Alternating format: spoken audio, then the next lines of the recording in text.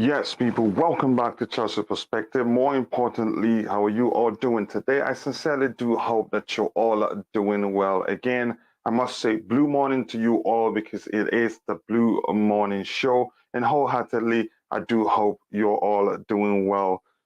So, today we're going to talk about, the final phase of the sale of Chelsea Football Club, and we'll also talk about the role of each participating parties in the selection process, the government, the Chelsea board, and Roman Abramovich. But overall, the truth is, as much as the prospective buyers, the prospective new owners of Chelsea Football Club are nervous, we Chelsea fans are also nervous. So let's get into it, people.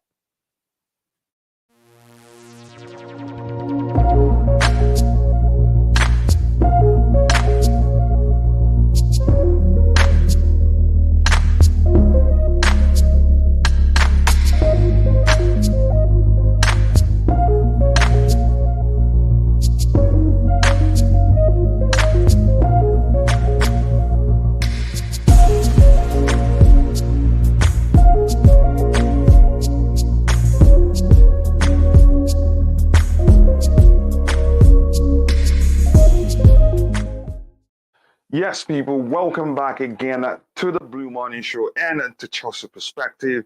It is really a blue morning. I'm going to just go through the chat to say hello to everybody. And this is a true blue saying that Roman announced sanctioned by France. Yep, it is going around. If I knew eventually that time would come, except for the United States, who's listened to Zelensky, who reached out to them and asked them not to sanction Mr. Roman Abramovich, and they obliged. But unfortunately, it is going everywhere right now. Tobago says, good morning, good afternoon, and blue morning to you, more importantly, my South African brother, my brother from the Madiba land. Blue morning, always nice to see you, and you know I love you so much, my brother. And we have Melissa Castillo, one of the queens of the house. A blue morning to you, Melissa. I hope you're doing well. I sincerely do hope so. And then again, my brother, Oaks from the Green Top and also the Global Fans channel. No more Brexit of football.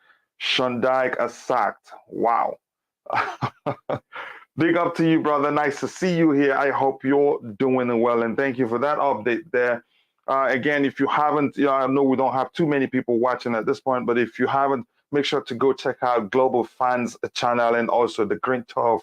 Green Turf itself is one of the biggest channels in the Chelsea community. And also, Melissa here says, hey, Tobago says, hey, Melissa, this is saying hello to each other. Yep, he changes his profile like he changes clothes, but that's by the way. We're allowed to do that. Ty, welcome to the panel. How are you doing, brother? Shocked. Sorry? Shocked. You're shocked. Why are you shocked? Sean Dyche has been sacked. I can't hear you. Your voice is a bit too deep. Can you say that again? You said something, Ty. Yeah, I was saying that Sean Dyche was sacked. So I'm shocked. Oh yeah. Oh, okay. Yeah. Well, that's the new, should I say, format, the new way the managers have dealt with in these days. Maybe they want something changed. Maybe they want their approach changed or something like that. But that's by the way, Ty. Like I said before we started the show, as the bidders themselves wait anxiously to see if they emerge as the preferred bidders. Are you nervous? And if you're in the chat, let me know if you're nervous. Why we wait to hear who the preferred bidder, preferred group will be. Ty, tell me, are you nervous? And if you're, Yes, why? I am, because there's still a possibility that the Ricketts probably could become the favorites, because there's no certainty of who will make it out. People are Hmm. saying that the Todd Boehly one is the favorite, and obviously we're a favorite in the fan base. But it all comes down to the individuals at the club, and to those ones who are making the decisions. And it's Hmm. probably not a case where even if somebody disagrees that the Ricketts isn't the preferred option or isn't the best option, they can always be outnumbered in, the votes and the decision to easily be them. Mm, So in mm, that sense, I am nervous because they still have a chance. And like I said previously, if they did have a chance, they would not make it this far. So they have been considered, whether or not it's been by most of the people that are responsible for choosing, mm, the group, but they are being considered. So that concerns me. But I mean, there's hope for Todd Boehly because he's been getting more funding. He's been getting more support from people that possibly shares the same attitude that he has had as winning. So mm, that hopefully if he's chosen, then everything he's promised comes to life and it's not just words just to get in, because that's always a possibility. But it sounds good, and if it's him, then so be it. I don't really care who it is except for the Ricketts, because both other ones are making good statements. They're both saying that they want to keep Tuchel, they mm. want to do certain things. So they're also offering different things. The only thing that really differentiates is the fact that Todd Bowley claims that he has data that he wants to bring in, and if that's the case, then I don't know what type of data it is, but if it's good data, then that is good, and it means the scouting system changes, and possibly the Mm. individuals in it. Here's the thing. Let me give. I think it's important that we remain objective because the truth is, like you put it before, the fact that they are in the final phase simply means there's a possibility that they will emerge the new owners of Chelsea Football Club. There's no denying that. These guys are businessmen. They're businessmen and they're smart. They did not become billionaires by chance. They did not become billionaires by wasting their money. So there must be something that gives them hope.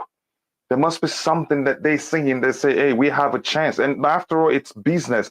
And the truth is, when you see an opportunity to make money as a businessman, no matter the obstacle, you try to navigate the obstacle to get to your target, which is to make money. That's important. But also, let's talk about this. Let's see it from this perspective also, Ty. Let's try and look at the structure of the selection process. We have Roman Abramovich. He's involved. He's the guy that will sign off on the whole thing. The board members are there. Serving as his eyes and his ears. And also there's the Ricketts. No, sorry, the Rain group. But I don't really trust the Rain group. And of late we have every reason not to trust the Chelsea board given the behavior of Bruce Buck. But that's, by the way, the fact that we have other members of the group of the board there, like Petr Cech, Marina, and also what's the other guy that's been sanctioned too. I think we should be hopeful because I'm sure they're well aware of the pushback from the Chelsea fan base because he was serious. It's still going on. Clearly states showing that they don't want the Ricketts family. And Roman himself wouldn't want anything that would tarnish his image. He doesn't want tomorrow to look back tomorrow and see the Chelsea fans going, well, it's your fault. You sold us to this guy. How about that? How about that? The fact that he will sign off on it, and we still have the board there. Your thoughts, Ty? Yes, but I agree with that because that can give comfort to some people.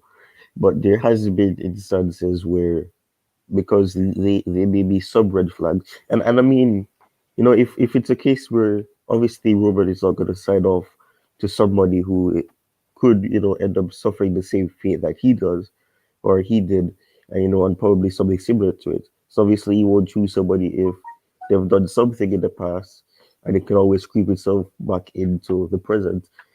But it, the Ricketts. The main reason why the Ricketts are really being looked at as a preferred option is is because of their past, you know, their past decisions and things that they've said, things that they've done, and certain things like that. But if at the end of the day, Roman says that they're able to do this, they're able to get what is necessary. Yes, Mm, there's red flags, and you even went through it in your past streams about, with the stadium and how they had to remove accessibility to certain people, and Yeah, just to save money. yeah, so that really becomes a red flag. But if he thinks that they have enough in them, to keep the club, stable, and not let it get into to death, because there is some death at the club right now.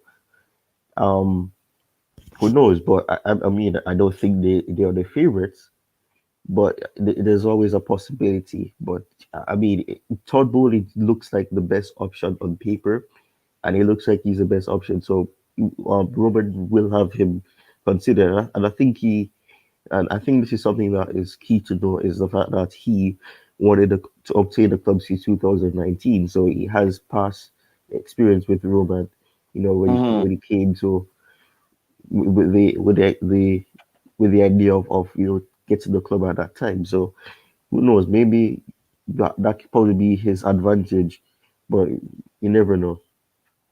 I don't think it is okay to say one group is, has an advantage over the other, except for obvious reasons. People arguing that the Ricketts have an advantage given the meeting that Bruce Buck arranged and he sat through the meeting. But I think we can tell. We have four bidders, or four serious bidders, all of each of which have presented their plans and have been considered to participate in the fight, to be part of the final phase. That's a sign that you know each of those people, each of the groups could still win it. But again, like I said, we have to be objective. We have to look at things from a positive and what we see as a negative perspective, which is the possibility of the Ricketts family emerging as the new owners of Chelsea Football Club. I still have a strong belief that that's not going to happen, but at the same time, I have to tell myself the truth, and the fact that they are part of the final phase means that they will there's a chance, there's a possibility of them emerging as the new owners of the Chelsea Football Club. So this question for you now, Ty, let's talk about the fact that all of the groups are, going to pay out of pocket in terms of the purchase of the club, maybe subsequent projects that they will be doing, that maybe they can go for a loan for that. But to me, I think it's important that the club isn't going to, you know, they're not going to go get it, get a borrow money to purchase the club. That's huge for me. How about you, Ty? What do you think about that? Yeah, because that would be a concern, because if they have to borrow money, that means that they themselves, they don't really have the funds, Mm-hmm. or they don't have the necessary amount that is necessary in order to obtain a club. And that means that when it's because it's a loan, that means that it has to be returned, and Mm-hmm. that's basically what a loan means. So the fact that it needs to be returned, you don't know what amount they will have to return. So if it has to be a case where they have to return this certain amount, you don't know, it may cut into the amount of funds that they can, present for, new signings, present in terms of, when it comes on to merchandise and Mm-hmm. certain things. So that becomes an a concern, which is why so far I don't know how true it is, but I've been seeing that Todd Bowley, Steven Pagliuca has been saying that there's no loan being done. They haven't had to borrow money. So if that's true, then that is good to Yeah, I see. think it's true because it's out there. All the groups, none will borrow money to purchase the club, Yeah, and that is huge, huge news. yeah, You get my point. But go ahead. yeah. So the fact that that's the case, that means that that's already something good, because that means that you will really have to be concerned about if they have to, return a certain Mm-hmm. amount, and then that affects the club in one way or another. But yeah, it's like I said, but despite people having a bidder, or a group that they don't like in the Ricketts, Mm-hmm. Mm-hmm. this ownership situation is getting really interesting, because if you look past that, even though it's not easy to look past that, all of the four groups or people that in the past have shown to do things that can be successful. But the only difference is that with the Ricketts, they have a lot of red flags behind them, and they had to take extravagant measures in order to ensure that the Cubs didn't get into complete debt by raising things like that. And you've already mentioned it, so I don't think it's really necessary to mention it again. So that is the interesting part about it, because there's this competition, to obtain the club, and at least three of the four are competent or good enough to do or to promise, or to have the intentions of at least having the club in the same level that they were, when it comes on to competing, and to go to higher heights. Yeah, I think you make a very that is a good that's a great input there. Understanding that the truth remains that each of those four groups still have a good chance of winning it. And again, we're learning that again, it's not necessarily the highest bidder that will win it. There are other aspects of the bidding process of the makeup of their bids that will be considered. So it's not necessarily the highest bidder that wins in this case. Yeah. Other factors must be considered. Considered. Let me quickly breeze through the chat, and in a minute I'll put the link to the panel in the chat so that whoever has time to join us will do so. No more. Yeah, we read that, and that's probably the reason why I think I see this coming here from explosive. Yeah, Sundice Sack says this is handed. Uh, Lampard being a handed EPL survivor on a plate. Do you agree with that? I don't know. It depends on who they get in on eventually. But like I said, I'm really shocked because he's been at the club for 10 years, and he's been able to keep them out of the dropping zone for a while. Mm-hmm. So it is surprising to me. Hey, how about the new manager bounce? I think that could be, Yeah, but sometimes it doesn't really work out. And an example you can use is Leeds. Leeds took some time to start winning games, mm-hmm. and I mean at least get draws. So I mean, I don't know. And probably right now, I don't know. These clubs are trying to become ruthless, and I don't know. Then when I look at the table, I can understand why they sacked him, but I, I don't know. There's 8 games left for them, and they're 4 points behind Everton. I don't know. To me, it's really shocking because he's been at the club for so long, and I don't know. I like the way that they played, but I mean, it's just annoying when it comes on to Chelsea playing them. Mm-hmm. So who knows? Maybe it'll become easier. Maybe it'll become harder to play against them. Yeah. Let's talk about this comment from the True Blue, who says all four have held a meeting with Paul Canaville. Here's where I have a problem with that. The first meeting wasn't with the consent wasn't arranged with the consent of the Rain group. It was arranged. They knew nothing about it. Only the only person that knew about the meeting, if then to the best of my knowledge, if you ask me, was Bruce Bock, and that raised some eyebrows why he would arrange a meeting for the Ricketts family with Paul Canaville, and he also sat through the meeting. So I think the subsequent meetings is just to make amends of the mistake that Bruce Bock made for arranging that meeting with between Paul Canaville and the Ricketts family. So yeah, it doesn't change the fact that Bruce Buck's behavior, the fact that he did that,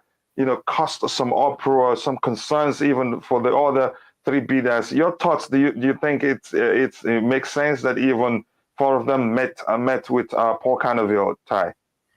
I'm trying to remember what his role at the club is, but I think He's the guy in terms of I think diversity. He's that's something that has to do with I think fight against racism or so or that.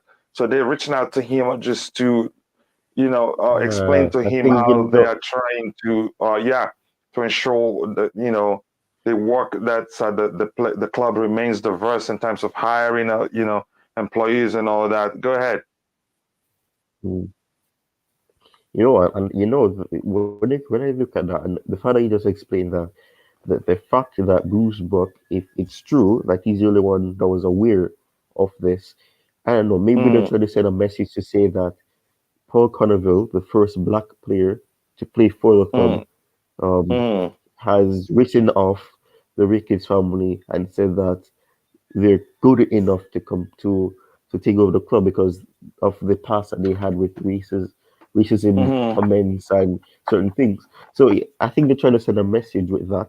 But the fact that they met the three other ones, and this is just assuming here, but allowing the three of them to meet, it's just something to know that, in a sense, make it seem fair, because I'm not willing mm, to mm. to send a message to say that we're gonna let the Ricketts meet the first black player to play for the club who was racially abused when he was a player. So I don't know. It seems all I don't know. It's just fascinating to see that Bruce Buck is doing these crazy things, and at the end of the day, it could seem crazy now, but there's still a possibility that all his efforts could become successful. But I mean, all for the meeting, it sends a message that it's just a custom that needs to happen. It's something that normally has to happen, to ensure that certain players are not being disregarded, and not because of the color of the skin, they won't be considered as a signing. And I mean, it's funny because Real Madrid are turning into a team that just sign black people. It's becoming hilarious. Yeah, yeah. I think it's important to understand. It's what we people. Some people will call medicine after death. He's made the mistake. I think the subsequent meetings with the all the prospective new owners is just a medicine after that. Just to, make amends for making that mistake. But I hope his behavior then wasn't a reflection of something even worrying that we don't know about, because I'm really concerned. And that's why we started asking questions. No, some started saying, oh, no wonder why the Ricketts are still in the running to become the new owners. But we can only speculate. We're not there at the table, and Yep. we're not in Bruce Buck's mind. And for Bobby, yeah, the link is in the panel, and I also sent it to you via your Twitter DM if you have time to join. I really appreciate that. That will go a long way. Now, Ty, let me just breeze through the chat again. And again, if you're in the chat, if you haven't, please make sure to like the video. That way, the YouTube algorithm will be triggered and the stream will be pushed to more people who are interested in participating in such in this particular discussion. And also, if you haven't, be sure to subscribe to the channel. We're trying to reach 1,300 today. I know we can do it. Just 60 more subscribers, and we will reach the 1,300 goals. I think we can't do that today.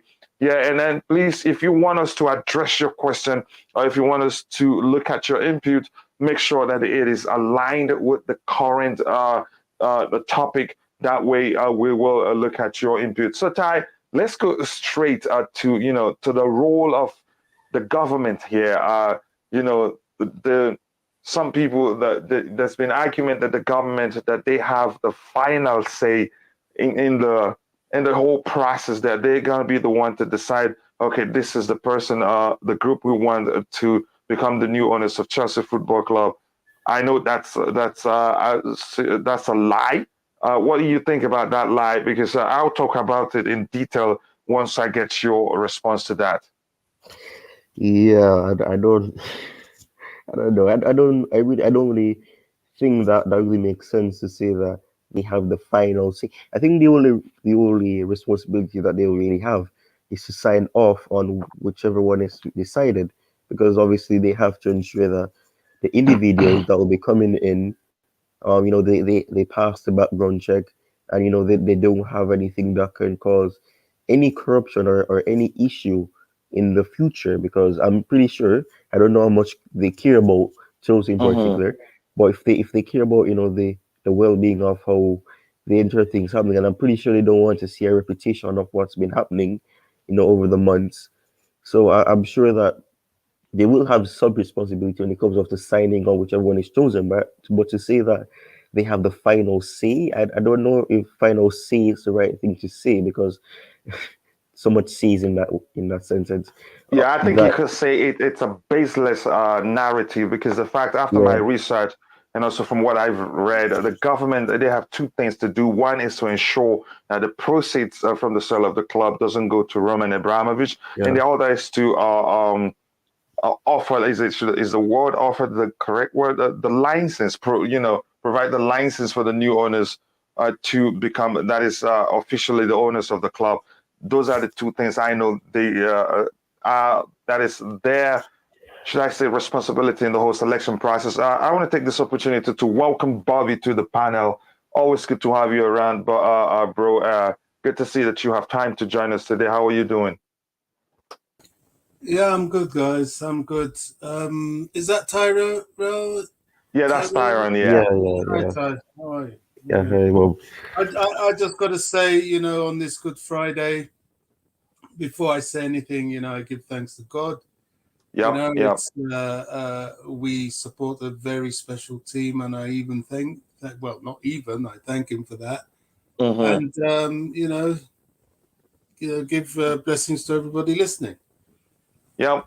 Yeah, but I Um, have to agree with you. For us Christians, it's a great period. We fast too, and then his resurrection.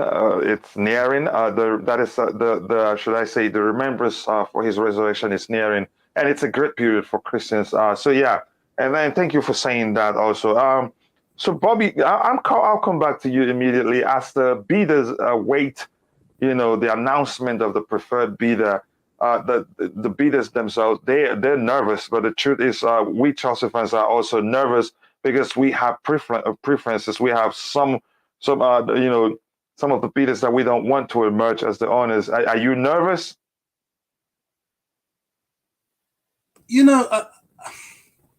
I've reflected on this, and I'm not nervous. Is the first answer. I've Mm, reflected on this, and I know that everybody has their opinion, and most certainly has their right to an opinion. Um, do I have a preference? Marginally, I think they're all quite, on an even keel. mm, Marginally, I would say that I'm kind of drifting more towards Todd Boehly. Um, However, a lot has been made about the Ricketts and Pagliuca. Why I'm a little bit concerned is the Atlanta issue. But every single bidder has made their case. Every single bidder has pledged to follow and uphold the laws of this country, which is anti-discriminatory. So, I think we need to be, a lot has been made about the Ricketts and their discrimination, and mm, probably rightly so. But we need to be careful, I think. We could be on the verge of opening a whole can of worms, mm, because the argument can be made, is racism only racism when it's related to a white British person or a white American? Because these Saudi and Middle Eastern owners are steeped in it. In these nations, there's even a practice of what you would call apartheid. Just talk to the construction workers of a darker skin tone, and they will tell you what they go through. So I think, yes, if somebody, there's got to be redemption somewhere.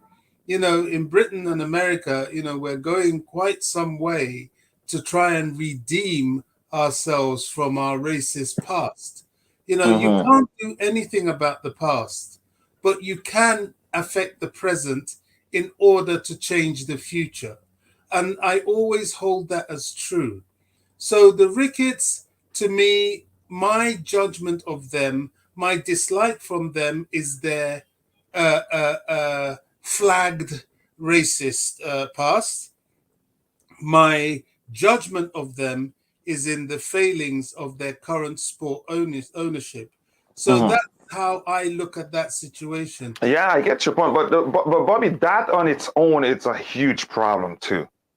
Well, yeah, sometimes You know, there's this saying, what you don't know can't hurt you. Is it because we know about it with them and we don't know about it with the others, or indeed any other football owner? We all know that something like racism is endemic. We all know this, and we all know that it is in the process of being fixed. So everybody could have a finger pointed at them in that regard. The biggest indictment to the Ricketts is their current club ownership of the Chicago Cubs and how that's not going so well. That's what I think will not give them the ownership of Chelsea Football Club. I'm not a betting man, but I feel things are lining up in favor of Todd Boehly. Although Martin Broughton is, it's so strange. You say this, then you think of the others, and then you think, oh, well, there could be a dark horse, and even Pagliuca could be a dark horse. So we have to, especially with the John Terry side of things. So we have to wait and see. But one thing's for sure, after the hurt of last Wednesday, I think the majority of Chelsea fans are fed up with this situation. They want it sorted. As far as I know, probably what has extended it so long is the diligence process is already taking place. So by the time of the announcement, it will be just about announcing the owner, really. That's part of it. And also some of these things that you've mentioned, you see, redemption has to come into it.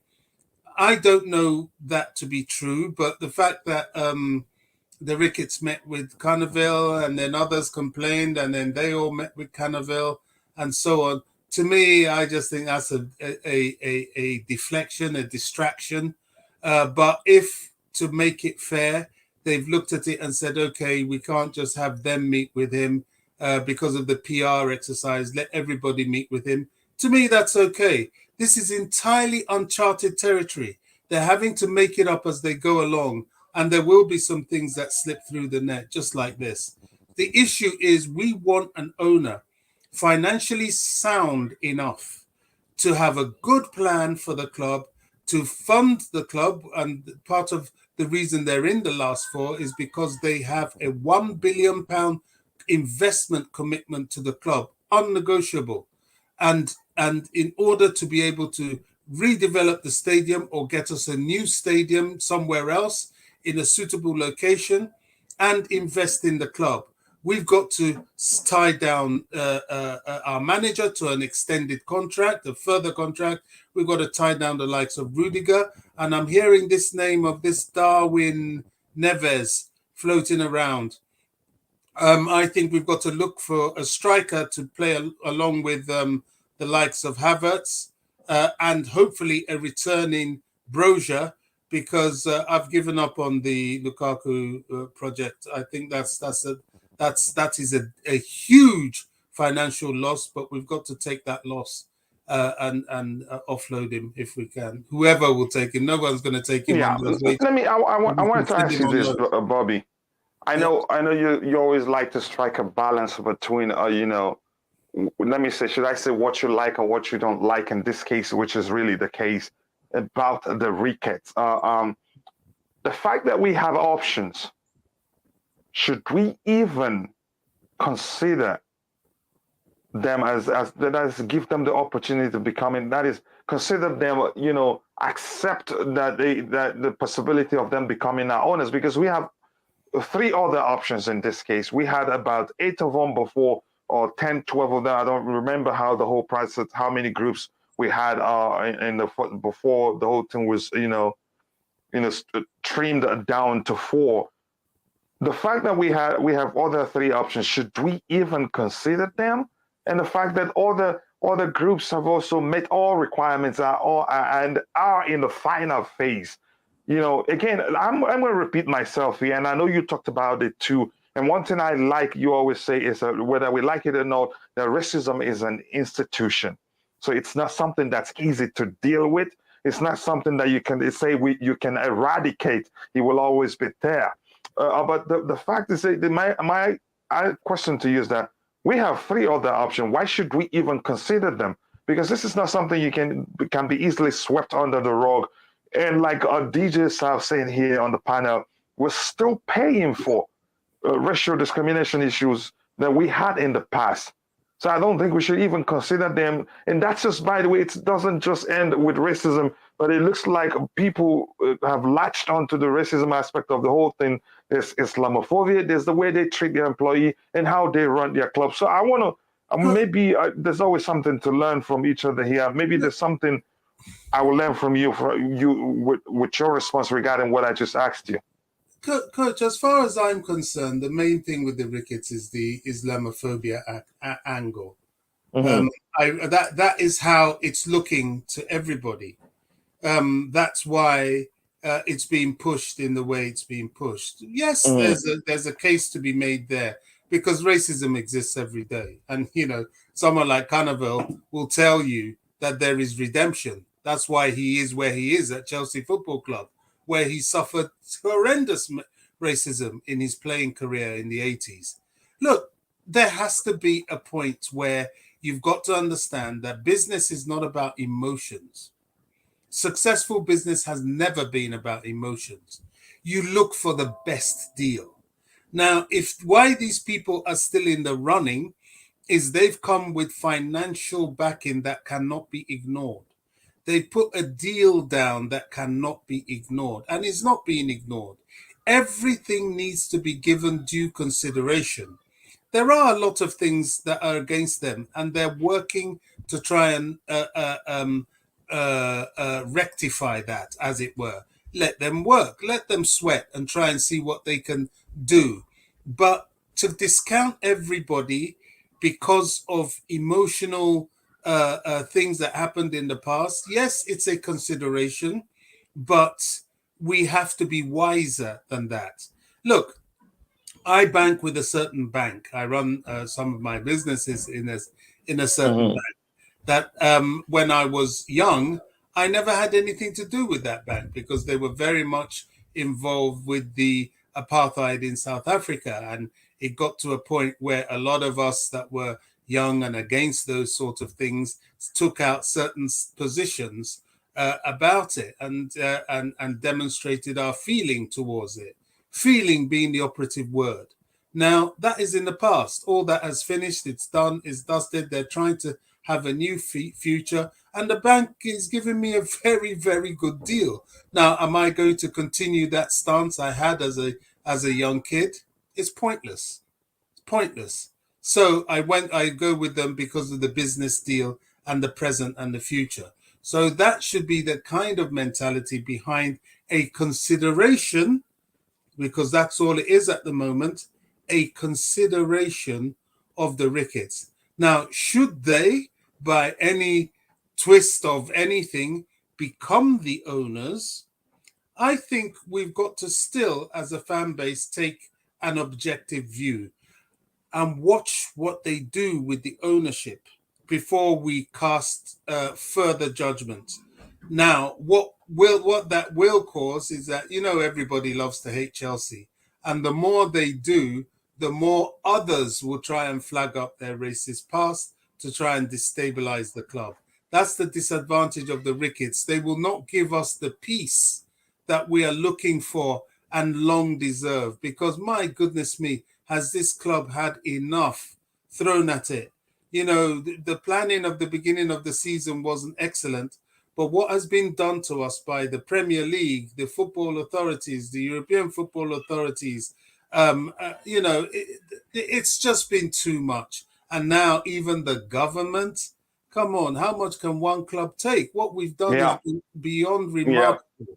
And the new owners need to come in and give us funding, give us the correct investment and peace, a period of peace, and that's what I'm looking at right now. Yeah, I'm going to tell you the truth. The whole thing has been made me so mad. I don't want to use the word that came to mind, that I had to, my thumbnail for the show yesterday, I had to say, what the freeze is these? What I replaced, the word I replaced with freeze, and that's regarding Roman Abramovich $7 billion dollars are frozen. That is his assets are frozen in that the small, I think it's a British colony called Jersey. I guess I wasn't, but anyway, I just don't want to talk about it. It's crazy that it could drive you nuts if you pay attention to it too much. But then again, I appreciate your input, a great input right there. I'm gonna breeze through the chat, and then I'll come to LSC and ask him a question. Then we can move on from there. Here, DJ. Alkaline, I think this is the first time I'm seeing you here. If this is your first time here, welcome to Chelsea Perspective.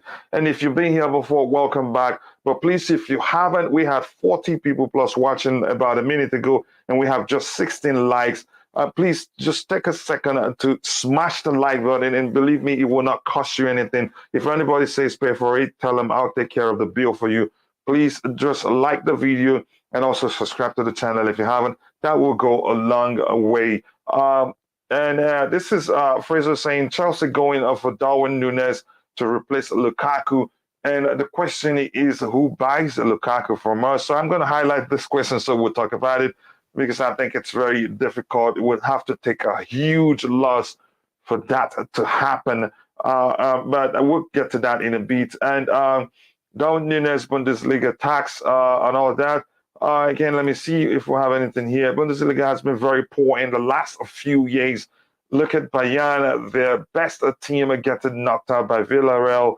The players come out from it overrated. And I think that's your opinion. I think they're still a good team. Maybe Nagelsmann, Julian Nagelsmann isn't good enough. That may well be the case. Okay, yeah, you go ahead and do that, please. It is not how much money you have that wins it, been said by a credible journalist. Chelsea will check them up. How you run a sports franchise, Ricketts will be a red flag by Chelsea board. I think that if that's the case, I'll be happy. Yes, and I also read the highest bidder will necessarily emerge as the new owners of Chelsea Football Club, and that is very important. That gives me hope that there are all the factors that those responsible for the selection process will consider before selecting the new owners. And again, I'll go through the chat to see if I see anything that we should be looking at. And then if you're in the chat and you want us to address your question or talk about your input, be sure that it's aligned with the current topic. But I really want us to talk about this. And I'm going to start with LSG, and I'll go to Ty and come to Bobby. Says Chelsea going for Darwin Núñez to replace Romelu Lukaku. So the question I have for you, LSG, is it even possible to sell Romelu Lukaku? Yeah, how you doing, guys? Doing well, thank you for asking. Yeah, man. I wasn't for Lukaku coming in. A lot of us weren't. Yeah, I wasn't for him coming in. I know Haaland was so expensive. Mm-hmm. Vlahovic was my main person that I was hoping to get, but it didn't happen. So it's something that we have to write off. I don't know how it's going to work out in the current day with the new owner. If it's not going to be ascribed as their own debts, if they are not going to be the one willing to take the loss, or if the loss is not going to affect them, then it will be easy to get rid of him, sell him to PSG, so they will buy anyone, so that would be the issue. But as for Núñez, I don't really know, is he playing Bundesliga or the Portuguese league? I think he played Benfica, right? Where does he play? No, I think it's what club? Ty, what club? Where does Darwin Núñez play? Bundesliga, right? He's at Benfica. He's Benfica. in Benfica. Benfica? He's at Benfica because Portugal. he played against Liverpool. He scored against Liverpool. Yeah, it's Portugal. Yeah, go ahead. Yeah. So I know it's Benfica because someone mentioned Bundesliga. Okay. All right. Yeah. I don't know if he's going to work, but it looks like that kind of Suarez profile, that South American Uruguayan profile, so it won't be a bad idea, working with Amado Broha because I want him back. Mhm. Or he can get one more season on loan after Southampton, because when he's back, I want him to be like a contender to start instead of stifling his development. Mhm. So that will be on that issue.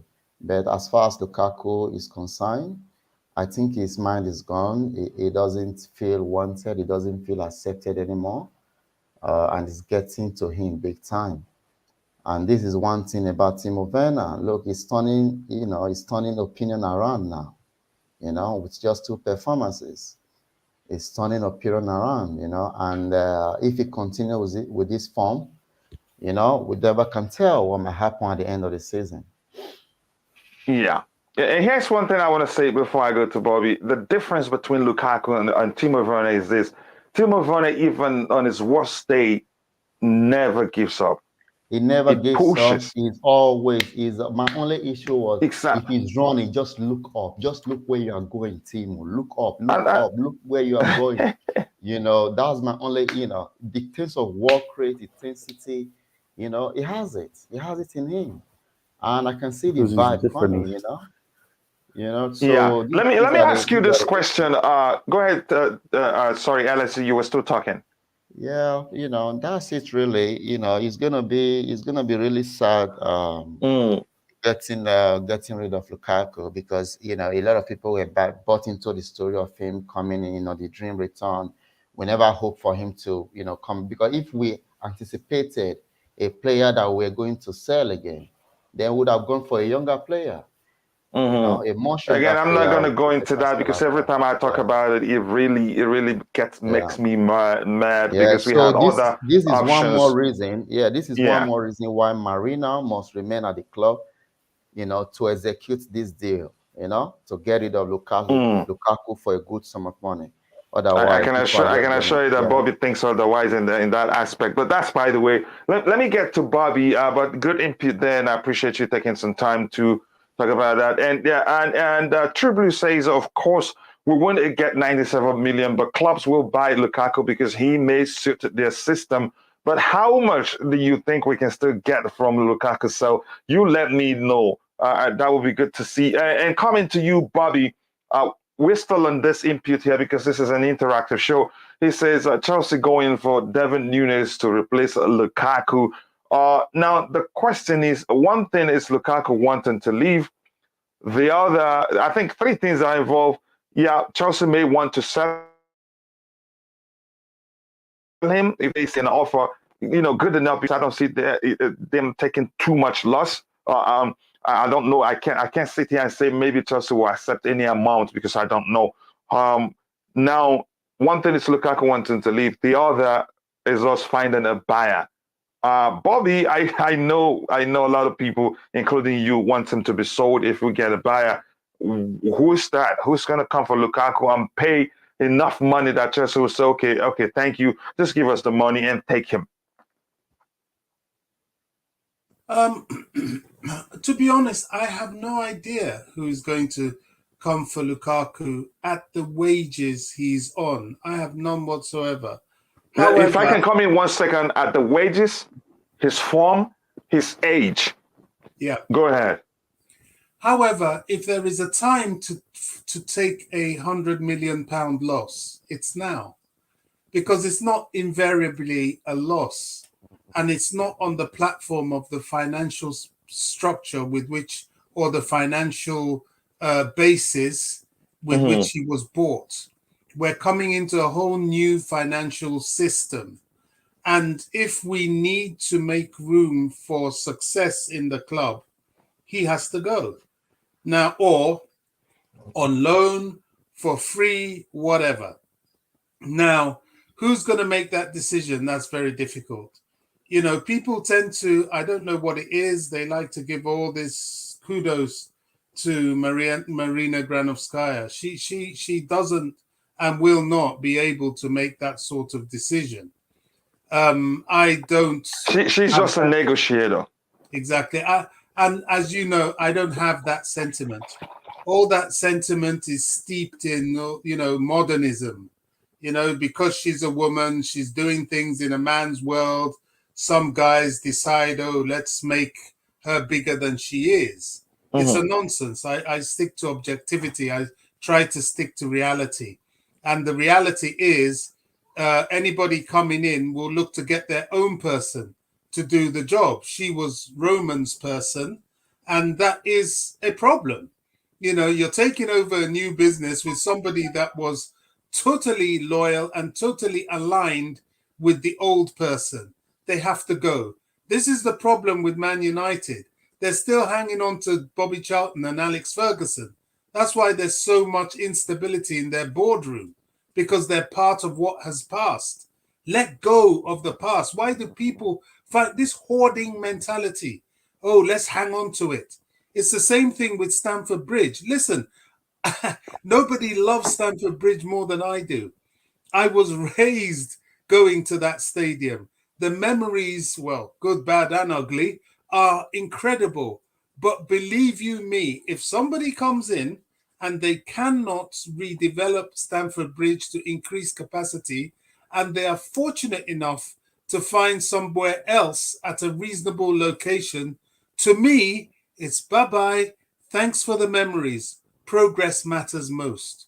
That's my opinion on most things. So all this sentiment around Marina and all that, it means nothing to me. It's pointless. It's retrogressive. It's not going to take us forward. We've got a problem. We purchased a problem for £100 million. I know people say 97 point whatever. It's still more or less £100 million on 300,000 a week. Calculate that into annual income.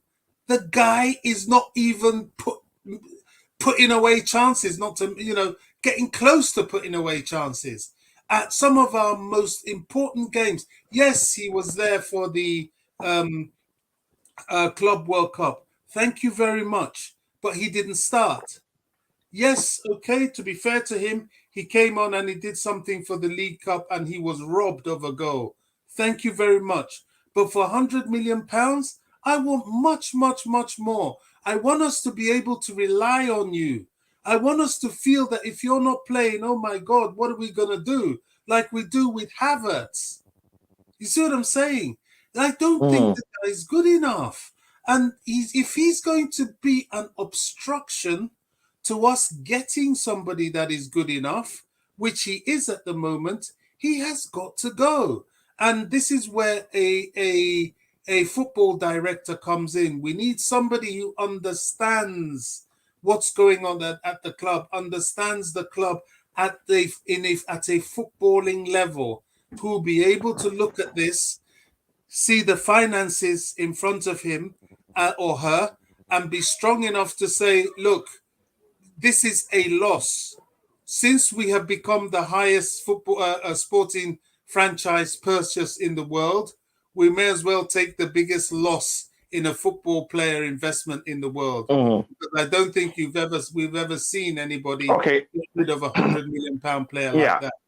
Now you made some great point regarding hoarding something, in a business world you could say that doesn't make sense business wise. Yeah. That's for sure. Trying to keep Lukaku, if he continues to underperform, in no way makes business sense. But the question is, Bobby, how is the sale going to happen? Who would want a Lukaku at their club? Who would want to pay something you think? Because I'm not, like I said, I've established before, I'm not going to sit here and say maybe Chelsea will ask of us amount A, amount B, or amount C. I can't do that because I don't know. Who's going to come and then pay enough money that Chelsea will say, okay, you know what, take him. Okay, I mean, at his age and his form. Yeah, I mean, first to answer that, I have to go a bit of a long way round.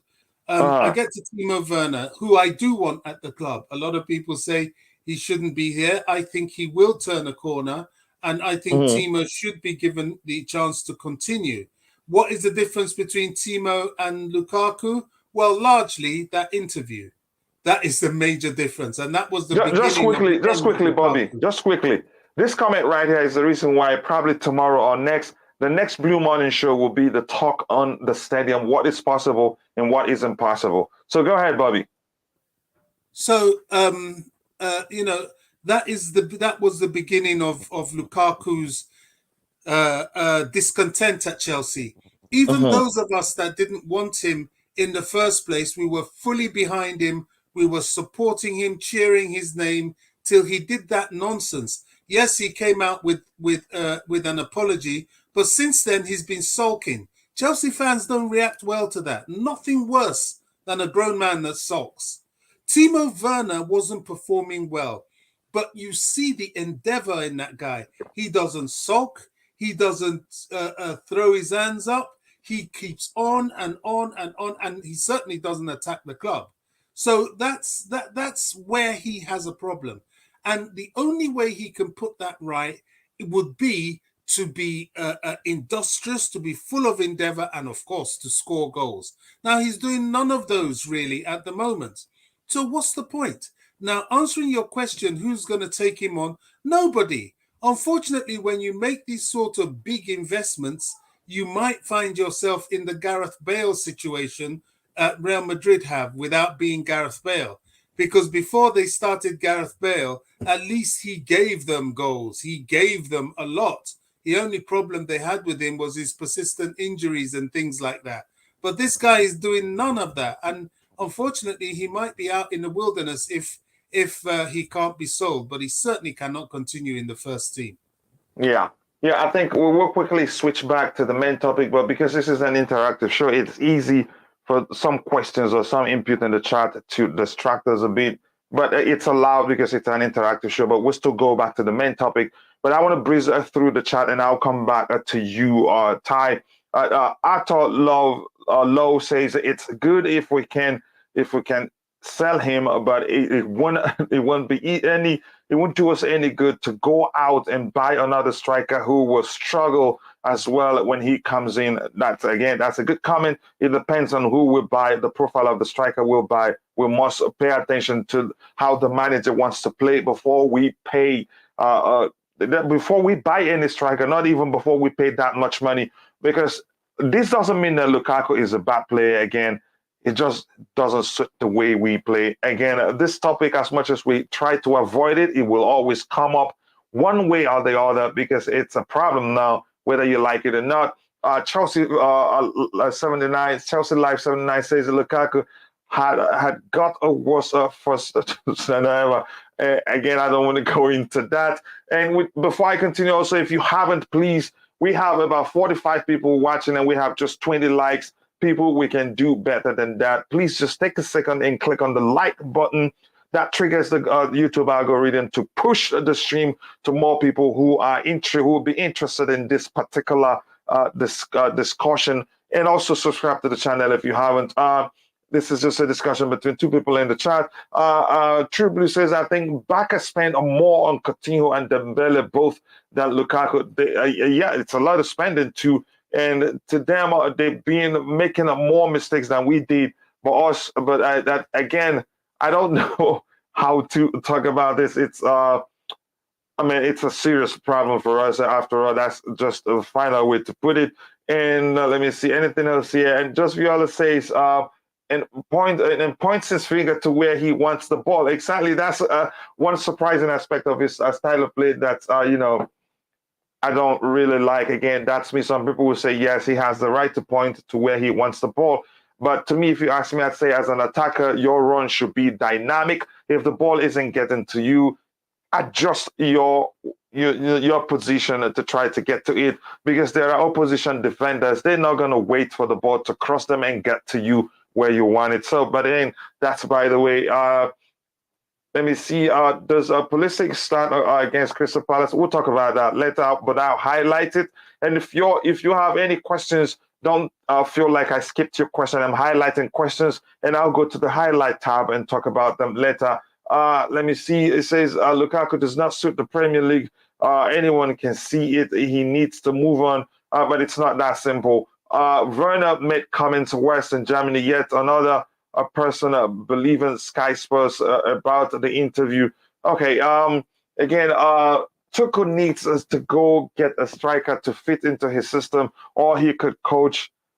We are possession based. We're possession based, and also I think he prefers strikers who gets more involved in the play, who doesn't just wait for the ball to get to them. First of all, says we had a bad scout department. Again, that's you could say that's an accusation. The scouting department hasn't been perfect, and if we could do something better, I'd take it too. So here, Steve Chelsea, I say big up to you. I still believe Lukaku will score goals for Chelsea. We're too quick to judge him. Ziyech also have the same issue last year, but scoring for fun this season. I wouldn't. That's a comparison. I wouldn't take Ziyech even in his worst day. It's better because he creates chances. It's just that those responsible for putting away the chances haven't been doing so. Again, anything else to read here? Pulisic, okay, we'll talk about that later. And we play possession-based football with our wing backs. Yep, we've talked about that also. Again, if you haven't, please be sure to smash that like button and subscribe to the channel if you haven't. That goes a long way. So, Ty, your thoughts, any ideas on how we can sell Lukaku? Come up with, just let us know, and I'd appreciate that. I'm gonna disappoint you. I don't share the narrative of selling him. Go ahead, you say it. I don't share the narrative of selling him, so I'm gonna disappoint you in that regard. And why is that? Just let us know why, so we can move on to the next topic. Well, for one, I think Bobby mentioned it, and the sole reason, and I think one of the major reasons why it is being said that we should sell him is the fact that that interview came out. There's no certainty of when that interview happened, and people say that after that interview, his mind was all over the place. We don't know when. We don't know when that interview was done. We only know that it was released after the Brighton game. There's no certainty of when it was. And the funny thing is, the two prior games before it, he was actually doing quite well. So to me, I understand why people say it's better to cut your losses from now before it gets out of hand. But like the points have been said, no one can say who's going to come in for them. And people are saying PSG is probably the best because PSG pay their players some crazy amount. I don't know what is wrong with that club. They offer nearly 500,000. They want to offer millions to Mbappe to stay. There's a lot of things wrong there. But with Lukaku, to me, I don't really share the narrative that we should sell him. Obviously, if he wants to leave, then we can't force him to stay. But if it comes down to the end of the day where it's a case where he can stay past the season, I wouldn't share the narrative of selling him. And people are saying that sell Lukaku and get this person in. Are we going to alter our system? Because people just see this person score goals, and that's the issue with the fan base. They want anybody who they see scoring this amount of goals. Do you know do you know the atmosphere? Do you know the players around them? And to me, that's taking a big risk. It's like people saying, let's sell Jorginho and Kante and bring in these players.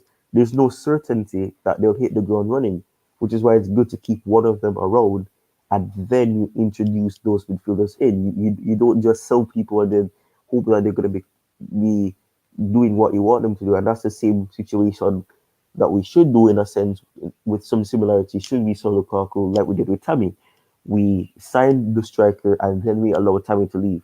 We don't just sell somebody and just hope that they come in, because especially with Darwin, that you're Uruguayan footballer, the system that they play at Benfica is completely different from the one that Tuchel uses.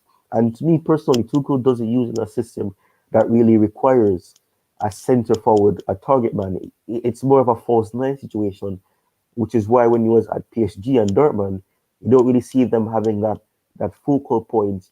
Really, you may have at the time you had Dembele, Pulisic was being introduced by him, and obviously you had Aubameyang at the time as well. And Aubameyang isn't really that target man.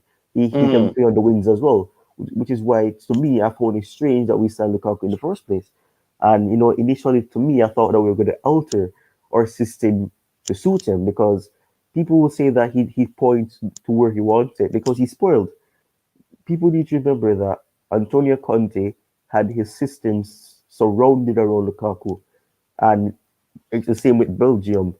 Obviously, all they ask for from Lukaku is that he puts the ball in the back of the net. They don't ask him to do a lot of work. They don't ask him to come back and help in the player. And people say that the difference between Timo Werner and Lukaku is that he works hard. Yes, the reason why Werner works hard is because he's not a target man. He's a supporting striker. He's a finisher as well. So people need to stop comparing players with different personalities, different roles to say that this is this and this is that. The Lukaku's a target man. He's a goal hanger. I'm not saying that. So over a tie, let me ask you this: you're saying you're still hopeful that it's going to work at Chelsea? Yes, but because we're gonna get a loss, and I think it's better to give him one more season because we've seen a lot of players who haven't deserved more than one season, and if he wants to stay, obviously the reports say that he wants to go away and things like that because it's not working out. But if he's willing to stay, I will not be against him staying for another season. That way, his price tag, won't really be wavering overhead because we signed him last summer and then we have to sell him the next summer with a tremendous loss. All right, no problem. Tobago, your thoughts on Lukaku quickly, just 1 minute, and I'll go to Nick get his thoughts. So we switch to the next topic, and we have to try our best to stay on topic until the show is done because we have a lot to talk about regarding the sale of the club. So Tobago, your thoughts on what we said about Lukaku. Do you think we can sell him? If yes, tell us how. Because I'll still tell you what I told you the other day. The rumors that PSG wants him, I don't think it is truth. Go ahead. Big up, guys. I hope you're all good. So, big up to you too. Anyway, about Lukaku issue, I don't know how will we sell Lukaku. So unfortunately, we have him. But the only way I think we can manage to get something from Lukaku is just to loan him at Inter or any team that really wants him, that they can afford him just for a loan process, just like the way we did with Morata. And then also, as I told you, Coach, I was telling my friend last summer, we don't need to buy an older striker. We needed to buy a young and hungry striker so that he can feed along with Pulisic, Mount, Havertz, because they are young. That's why I think we wanted Haaland. But anyway, Haaland was a big issue for us because of Mino Raiola. So, but also I wanted Dusan Vlahovic, and then I wanted Nunes, but I didn't know very much about Nunes. But I wanted Dusan Vlahovic because he's young. So unfortunately now we're stuck with Lukaku. We just need to find a solution. So hopefully the new owners will find a solution, or maybe Lukaku can kick form again. We'll never know. That's the thing. I have to tell you the truth. The only solution, again, I want us to, as quickly as possible, switch back to the topic of selling the club after I get Nick's thought. The only way to find a sustainable solution for Lukaku will be for us to practically change our identity to a counter-attacking team. Again, that's me. But go ahead, finish your thoughts. No, Are it's you still fine. there, Tobago? Yes, I'm still here. It's fine. You can continue with another topic. No, go ahead. I have to let you finish. I just wanted to let you know something. No, I don't have a issue okay, now. You finished your thought? Okay. Yes, Thank you, bro. Yes. Thank you. Thank you, my African brother. Now, Nick Blue, I'm going to come to you. We're looking for a solution here before we go back to the main topic. Tell us any ideas on how we can solve the Lukaku problem in terms of selling him, because it doesn't look like it's going to work. Yeah, I get all the points. I get Bobby's points. He hasn't showed it since he's come, and since the interview, he just went to his head, I'm afraid, and he's mentally not there. And he's still. The problem is Lukaku. Me, I wanted him from the beginning. After Haaland, we didn't get Haaland. He was the only choice. So, and he wasn't that bad really. But I still think he needs to games. He could start on Sunday. I saw Tuchel's press conference, and he's training with the team. He didn't say he's going to 100% stop. He's training with the team. He's looking good. So look, end of the day, I will back Tuchel, whatever he decides. If he doesn't want Lukaku and we find someone with a reasonable fee to sell him, yeah, I will agree with Tuchel. But I don't think Tuchel is thinking like that, like everyone else here is. Mm-hmm. He's going to give him more chance. I can see him, saying for next season, and I can see him turning it around and proving everyone wrong, and then they won't know what to say about him. That's what I'm waiting for, to prove the haters wrong. Yeah, never say never. And to me, I must let you know, Nick, you're my friend and my brother. To me, it's not hate. To me, I'm just being objective. When it doesn't, that is, he just doesn't suit the way we play. Yeah. It's not about hating him. It would take Tuchel leaving the job or us becoming a counter-attacking team for him to perform consistently. If we leave him, we'll see patches of brilliance from him, but it's not going to be consistent. It depends on who we play. That's my point. But go ahead if you're not done. I want us to quickly switch to the next topic, and I think Tobago says he has breaking news for us. Go ahead, Nick. Yeah. Look. Oh, sorry, Nick. About the people here on the panel, I know Bobby, LSG. I know they think, what they think, and it's good points they make. I'm talking about haters we have in other streams on Twitter. We have a lot of haters. Go and have a look, and you'll find them. I know. Yeah, and that's what I'm talking about. I'm not talking about you or anyone else. But for me, he will get another season to be at the club, and it's up to him. If he doesn't prove it the first couple of months, then we can think of selling him. But give him the chance to prove everyone wrong, and I think Tuchel will do that. So that's what I just want to say, on a personal level, please. I never wanted Lukaku. When he came, I was very vocal to say at some point, actually, Bobby, I remember something. At some point, actually, you made a statement that nearly turned. They were twisted. It was twisted into something else. You used I think, narrative, something like donkey or something, but I'm not going to go into it. I knew from time you didn't want him. That was but let's not go into it, brother. Go ahead, say what you're saying. Yeah, but I want him. That was. I'll tell you. That's Johnny Blue Boy.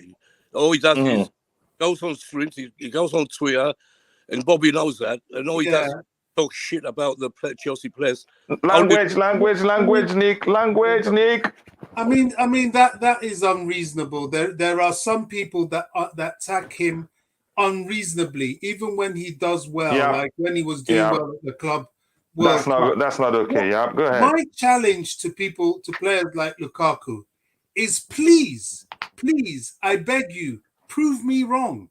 That's all I want. Prove me wrong. I will be the happiest man. I remember when we were going for Thiago Silva. I was, oh my goodness me, why are we going for this old guy? He's way past his best. Thiago Silva has not only proved me wrong, but he's so turned my head and made me respect him as a player that I would like him to sign a 5-year deal. You see what I'm saying?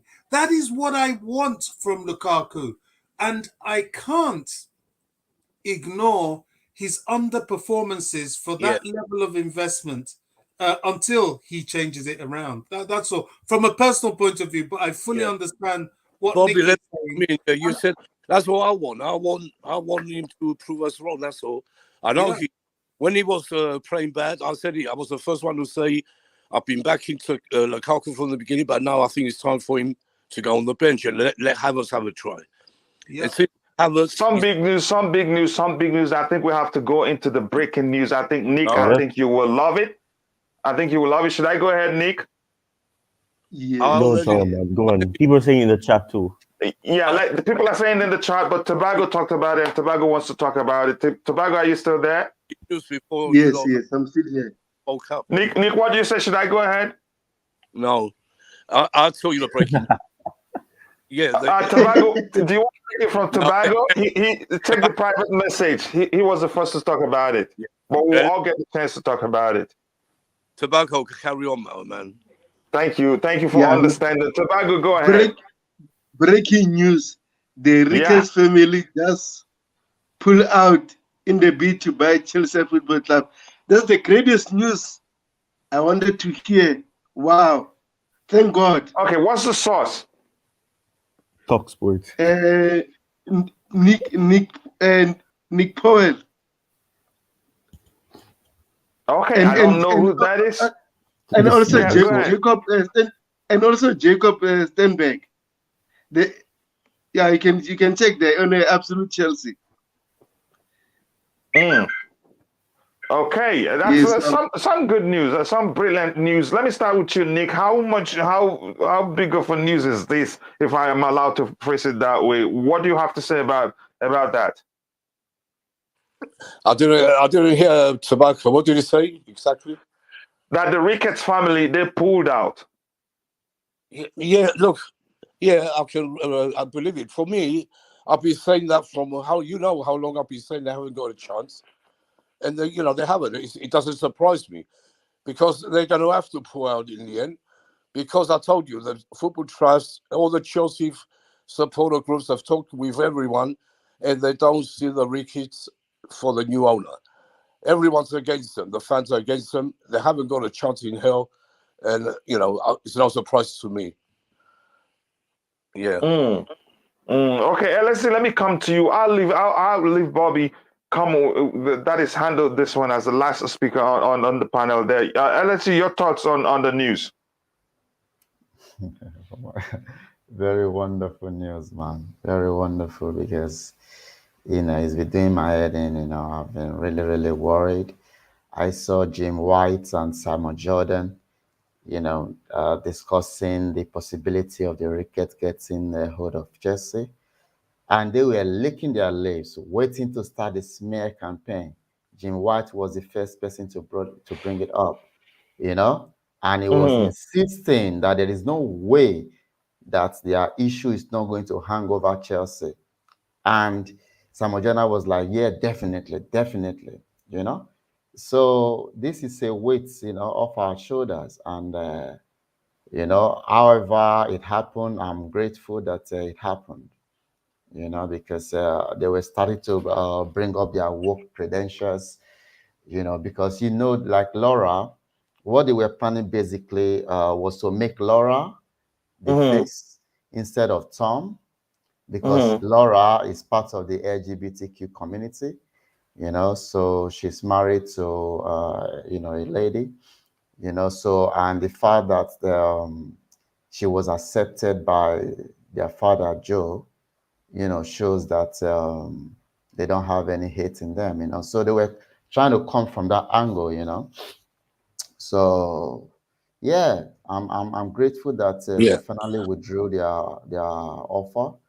And yeah, so many LSG, thanks to you and you at the protest and your great singing, and to all the other guys there, we've done it. That small number made a difference, and it just carried on, and we didn't need to go in on thousands. We would have, but we didn't need to because it I was told you what disappointing not to I have was saying from the thousands. beginning.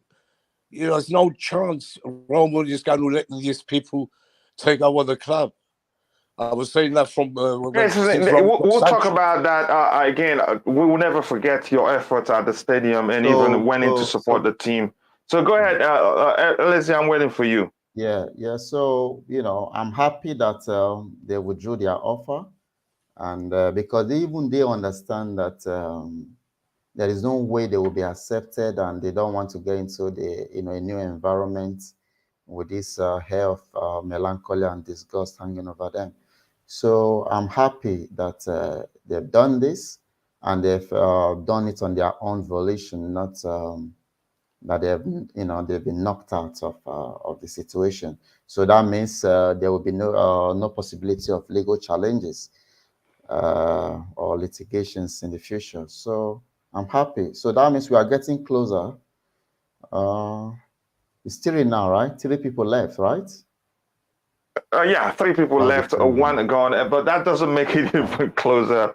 I think it was till Monday before maybe we'll talk about the date when we'll get to know who the preferred bidder will be. But go ahead. Go ahead. I'm done, man. I'm okay. Oh, okay. Thank you, brother. I appreciate that input. So I'm gonna come to you. We still have Ty. Your thoughts before I go to Bobby. Yeah, this is wonderful for a lot of people. It will be tremendous news for the fan base, and of course, obviously looking at the red flags, it seems as if this is a huge positive. This is a very good news to receive, and as like I said, Fridays tend to be the time when you get these big news is because it was on a Friday that we were told that they're in the final shortlist. I know we're getting this news that they didn't submit a final bid, and it was Mm-hmm. not being able to agree, a particular bid, to submit. So it's good to note that this is happening. But we are getting closer to find out who the new owner is. But like you said, we possibly will hear who the new owner will be probably next week. But it is good news for a lot of fans, and it can it will give them a peace of mind and it will make them feel more positive and they can be more relaxed because the one that they saw as the one that didn't belong in the shortlist has been removed themselves without any forceful action and they're saying that he had nothing to do with the fans' reaction to them being interested, but who knows? I still believe that them not being able to submit the bid is a key reason why, but I think it's just a sign that they shouldn't come in the first place. Okay. Overall, for me, there's something to learn here, especially from this comment from Fraser says the Ricketts family investment group opted not to submit a final bid due to consortium of members being unable to agree the final composition of their offer. This to me shows, I think they were so profit focused they weren't going to risk too much to become new owners of Chelsea Football Club. But again, that's me. That's how I see it. And that's, by the way, I'm going to breeze through the chat quickly. Then I'll come back to Bobby on the panel. And this is still Frizz. Oh, I think people here are all happy. Fraser says, I said it. But he needs time. Okay, again, this is Todd Boehly going to win. My preferred choice is Sir Martin Broughton for obvious reasons that we've talked about here. And we have no to racism no to racism. That's the truth. The Ricketts have withdrawn their bid. Yep, we've seen that. And thank you for everybody who provided the update there. DJ Seven, everybody in the chat. Let me see if there's anything to read here. And again, while I'm going through it, if you haven't, please do like the video. We had 50 people watching at one point, and we still have just 34 likes. I think we can do better than that. If it is true, that means we're closer. I don't think that means the whole process will be hastened or something like that.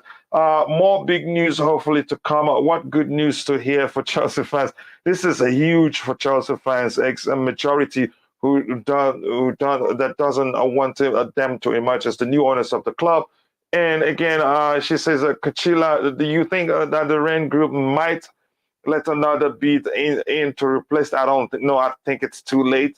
This is the final hours of the process. It's just going to become even more messy. I don't think the three that are left will allow that.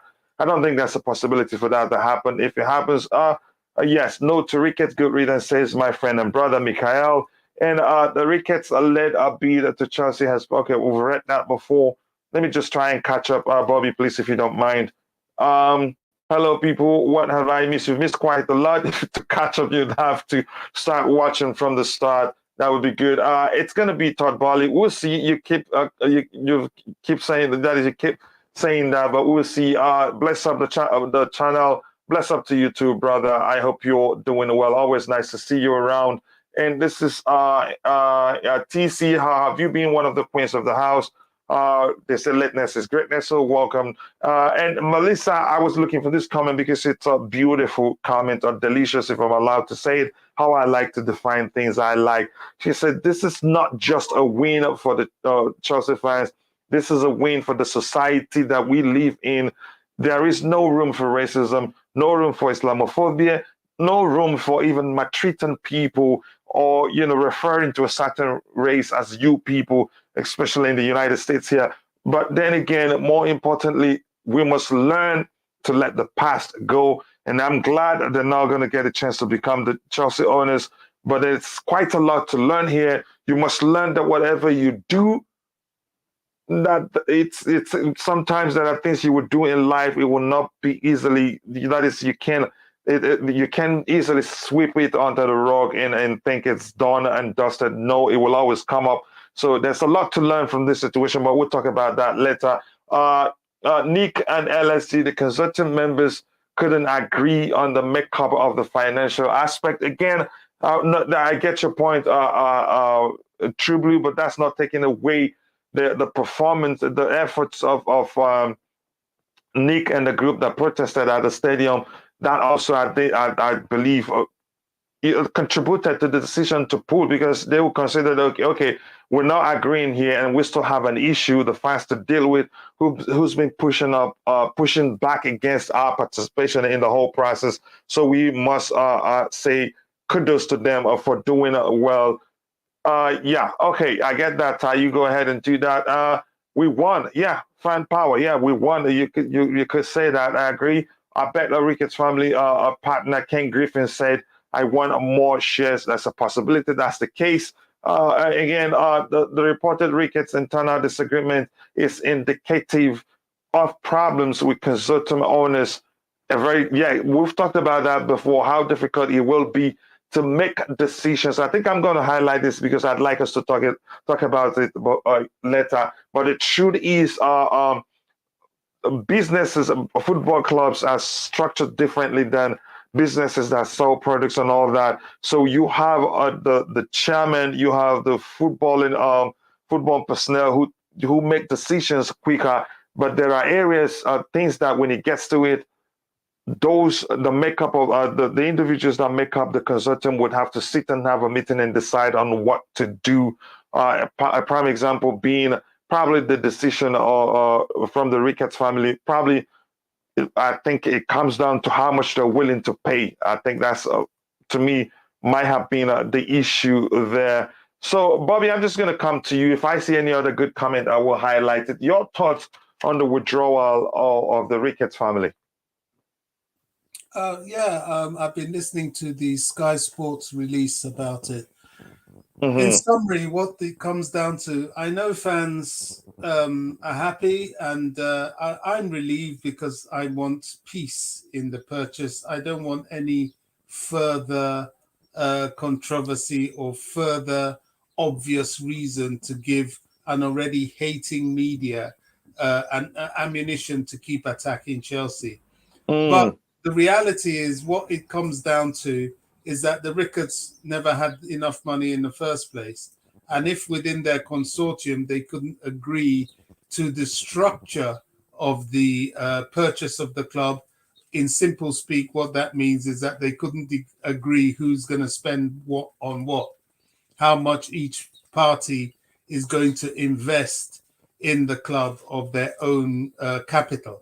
So they were financially flawed. And this is what I was saying. What will disqualify the Ricketts is their track record, one, of club ownership, and also the practicalities of this ownership, which is a huge financial outlay. Buying Chelsea is not peanuts. It's a big investment. Football clubs now are owned by countries, not to mention Chelsea. Chelsea, a club that is in the choicest part of London, and a club with a rich and successful history and a current success to take over and sustain. You've got to have some change. And, they're not messing around. You're not going to be borrowing left, right, and center to invest in such a club. You've got to have the capital liquidity in the first place to be able to own Chelsea. So they were not qualified in the first place, not to mention their racist background. I still maintain the issue of racism is vague, because that is an allegation that has a broader accusation, not just to Chelsea, but to so many arms of sport, so many arms of society, and is being addressed. And it would have been a sad thing had they become owners and Chelsea come under attack. It would have led to counter-attacks and finger pointing at so many other clubs that I maintain to this day are sitting over what is more or less an apartheid system in their own homeland, but because they are not white, it's being ignored. So there is racism and there's acceptable racism, which to me is the very confusing aspect of all this racist chants. But this is the world we're living in. It's not a perfect place, and it's a journey to correct it. Yeah, I think you make a great point right there. Again, I think I'm happy that it's not gonna be happen. You've always said it that you don't see it happening, and I've always said it that I don't see it happening. But then again, since they're part of the process, we have to be truthful to ourselves. They still have a chance, but in the end, it hasn't happened. The question I'm going to ask you, LSG, before I think I'll have Bobby answer that again.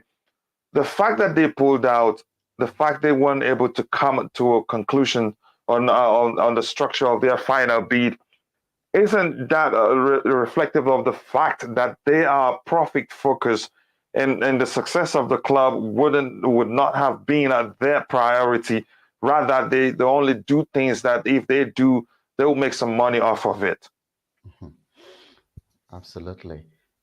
Ken Griffin is a quintessential example of the wolf of Wall Street. He doesn't play. He's brutal when it comes to that. And, I don't see him, dashing out money in the way Roma was doing, and if they can agree, it's a problem. The only aspects of the Ricketts bid, that would have been a bit convincing, if they had focused on that, would be their, the stadium redevelopment, because I saw what they did with Wrigley Field. I must confess, was really, really convincing. Like, Jesus Christ, every single detail, they did everything meticulously to make sure that the stadium had a good life. And, the way they fought, the legal battles they fought to ensure that it was done, that also gave me some kind of chills that if these guys got in, there's going to be a massive problem of getting them out, because they are used to these obstacles. They are used to overcoming this type of obstacles. It came to a point where they were going to give up on the Wrigley Field, but it turned out they won the case in court. So these are some of the things, and I'm relieved that they are no longer in the fray to own the club. My main issue was just the PRO aspect and their track record of running the Cubs, the Chicago Cubs. Tom was asked, it was questioned by journalists about the lack of spending, to, meet up since they won the World Series. And, his response was what really motivated me to go out, to go and protest, his response. It was so resigned, like, basically, we are still one of the, top 10 spenders and stuff like that. There's nothing we can do about it. We are spending, like, he didn't care. That was not his motive of going in there. And he lied that he was a fan of Chicago Cubs. He was never a fan. He only went to study at University of Chicago, and saw the opportunity to buy the club. He told his father, Joe, about the opportunity, and his father was not interested until he mentioned the fact that the Wrigley fans will pay, win or lose. Win or lose. That was the motivating factor that led to his father dishing out the money to buy the club. So, I'm glad they are off our back. I'm glad the opponents cannot use it against us. I'm glad the media can't use it against us, because it was just another emo. So I'm just hoping for peace. I want the reign of Roman. I'm never going to forget about Roma. Anytime I'm at the bridge, I'm going to, keep on singing his name, So I'm never going to forget about Roma, what he has done. But for the new owners coming in, it should be a totally new chapter. A totally new chapter where there is nothing that people can talk about that is controversial, to the current poverty window politically that we live in right now. Because let's not forget, most of the things that the Ricketts were saying, 10 years ago, might be acceptable in some circles. That was why they felt bold enough to put it on email, So that's why we have to be careful at this very dispensation, what we say. Whatever is, is the in thing right now, whatever is the trend, we just want to jump on the bandwagon of cancel culture and all of that. My intention of going out there was not, about cancel culture, was about averting cancel culture, preventing Chelsea from being cancelled, preventing, sponsors from withdrawing. Because if they had gone in, just one tweet from BLM, or any other related organizations, Chelsea will be in big trouble. We saw what Three Network did just for this controversy they put out. Hyundai, they put out, just a few sponsors decide to give us a chance. So this is what we are celebrating right now. Not the fact that the Ricketts are gone and all of that. I couldn't care about them. It was the baggage that they had, that is now being taken away. So that's what I'm because like Bobby mentioned, it would have been another bigger reason for the media to keep attacking us, or other fans to stop, other club fans to start calling us all sorts of names. I think that has been avoided, whether by design or however, whatever cost it. I think like all we can do is just thank God that it's happened, because it's a PR nightmare. It causes potential issue with potential sponsors. It's a whole lot of things to talk about, and we have a history, and so we don't want that. Yes, and I like the way Bobby said it. That has been avoided. Whoever becomes the new owners, he wants a peace of mind. I want peace of mind too, because believe me, Bobby was correct in his statement that had that happened, we'll be in for a lot of attack from the media and all people out there. But that's by the way. And I want to welcome my brother and friend Max from Burton Ballerz to the panel. Max, how are you doing? Hey guys, hope you're all well. I know we've got different religions amongst us, but for all the Christians, there's happy Good Friday to you guys. And happy Good Friday to you too, brother. Yeah, happy Good Friday, Max. God bless you, bro. And God bless. Big up, Max. Big up. For the Muslims. Big up, Max. Yeah. Always nice to see you on. Higher. And hope Ramadan's going well for the Muslim community as well. So Ramadan is going really well. Yep. Yeah, absolutely. So. So I'll come back to you. I'll come back to you in a bit. Oh, you want to say something quickly? No, I just said all the worry. That's why I'm a man who doesn't worry about things until they happen, because everyone was. No, I did say stay calm about the Ricketts. Everyone was sort of getting too stressed and emotional over it. It hadn't even happened yet. It's always don't good forget easily. If you don't mind, Max, the most important thing you say is this. I think that's the first time I heard it from that perspective. You're saying Roman's legacy is important to him. That it will be a huge mistake for him to sell Chelsea to anybody.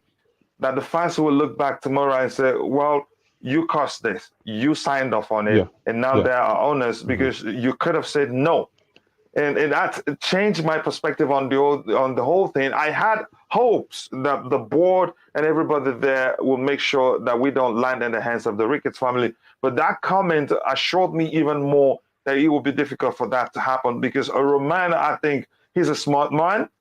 And like you said, and he's not petty too also. But more importantly, he's a smart guy, and he will be well informed of the whole thing. He will be well informed of the pushback from the fan base, regarding the possibility of the Ricketts becoming the new owners of Chelsea Football Club.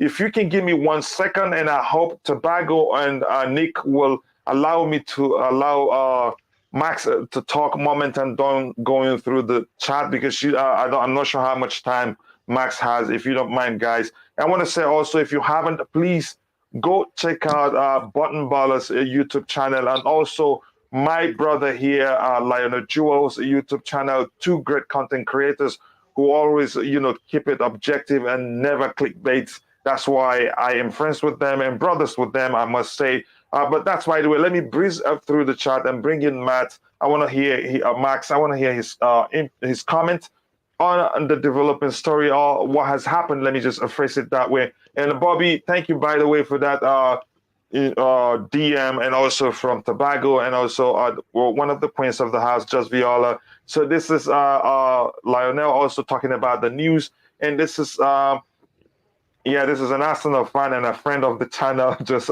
trolling a bit. That's nothing. I wouldn't take it too seriously. Let me see if there's anything to address here quickly.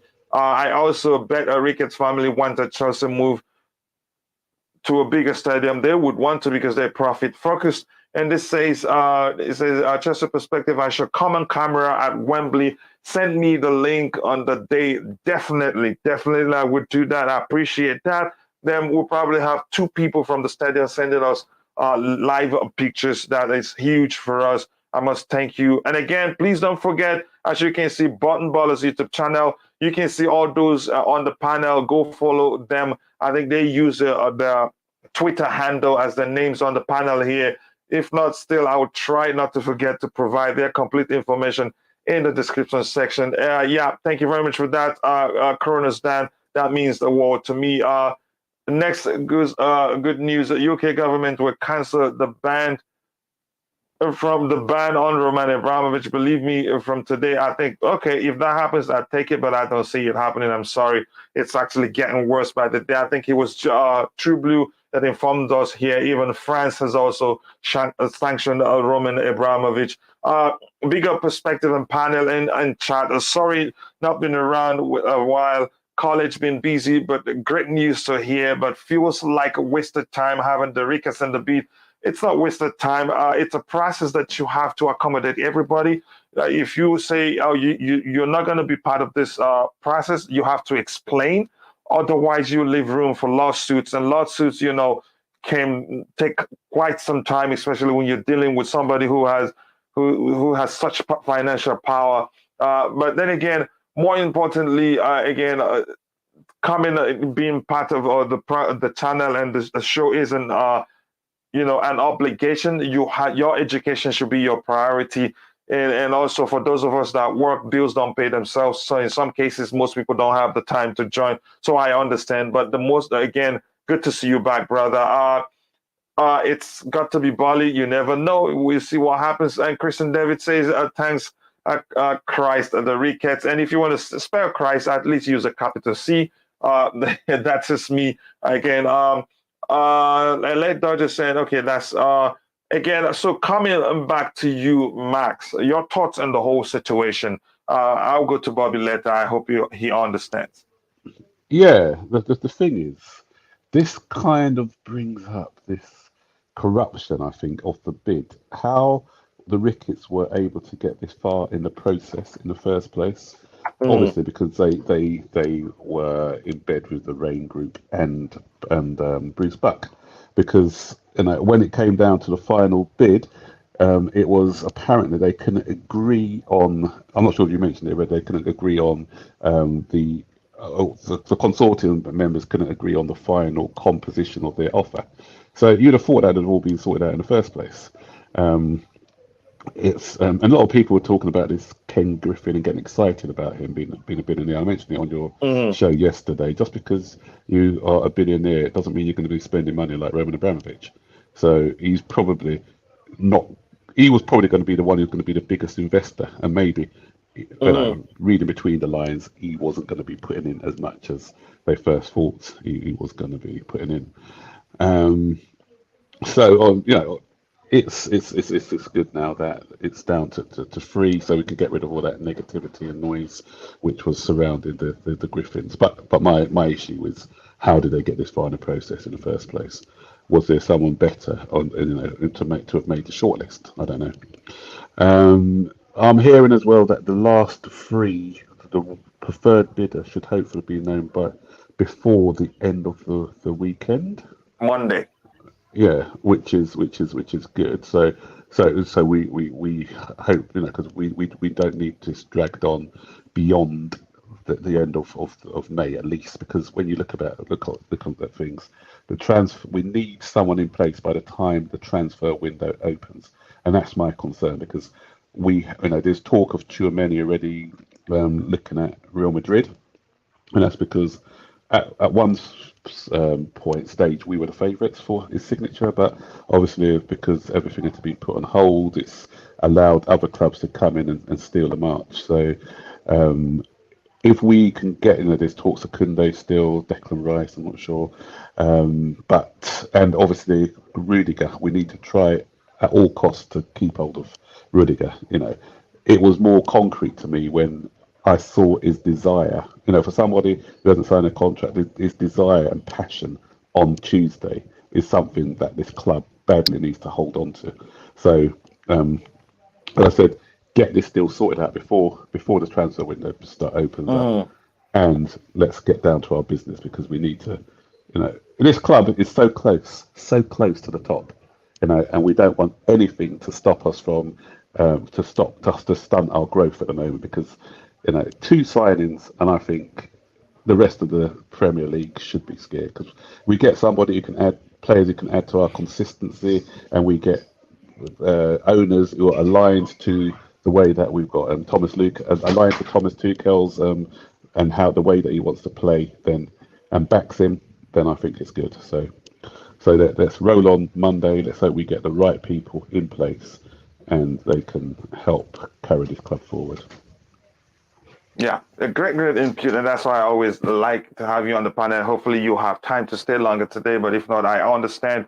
Bobby, I'm going to come to you. Okay, let me just go to Nick, because he hasn't spoken for a while. And the question I have for you, Nick, is this: the fact that they couldn't agree on the composition of their final bid, probably, most likely, the question, the whole issue probably will be money. Isn't that reflective of the fact of our fears that they're so profit focused they could care less what happens to the club as long as they making profit? Of course, yeah. If you remember, I said the same thing a few weeks ago. I've been saying from the beginning. All they want is money. They made great points. The 8 great points they made, all PR. Maybe they would have redeveloped Chelsea, like they said they were going to do that first. But it's all PR. Maybe even if they done that, after 2-3 years, we was going to end up like a mid-table club. They will take everything out of the club. Like, I knew that, and I also knew they had no chance in hell. Bobby can back me on this, what I've been saying all along. So can Max. And I really believe they had no chance, because Roman would never let it happen. It shows up Bruce back what an idiot he is.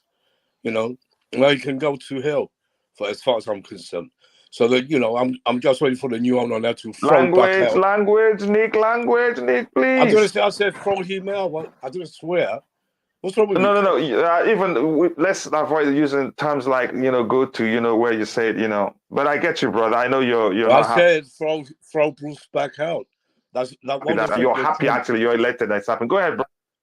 Yeah, I'm not swearing. Yeah, I'm saying go ahead, brother. No worries. Go ahead. You're good. The new owner. Look, having me on your channel will only make you bigger. So don't get funny things in your head. Ouch. Go ahead, Nick. We're not fighting. Yeah, we're not fighting. Yeah. I know. I'm just saying. I can't wait to see back go now. He's the next one. I can't wait. He's gonna make me sing even more loud on Sunday now. You can't wait till who backs out? No, when we throw out Bruce back, when the new owners come and they put the chairman. I'll come wait. I'm gonna say something. Bobby says Bruce Buck is like that uncle that whenever there's a gathering, he always does something that embarrasses every family member. I will never forget that. Go ahead, that's Nick. A great comment. That's absolutely. Yep. I will never forget that. Go ahead.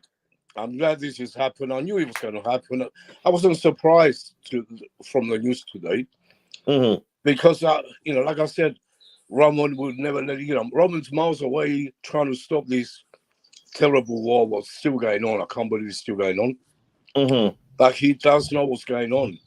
Marina's there telling him everything, and he knows what the fans are feeling, and he knows everything. Don't think he's not. And it shows. I'm very glad, like, for everyone on Twitter who we want no to the Ricketts, and the people who turned up for that protest. Even how small a number it was, but it did affect the Chelsea groups to think about it more. Like because they talked to them, and then and everyone was against that. So no way they were going to get in power. So I knew something. I just want to know the new owner. I think it's out of Boehly and Martin Broughton. Out of them two, I think Pagliuca.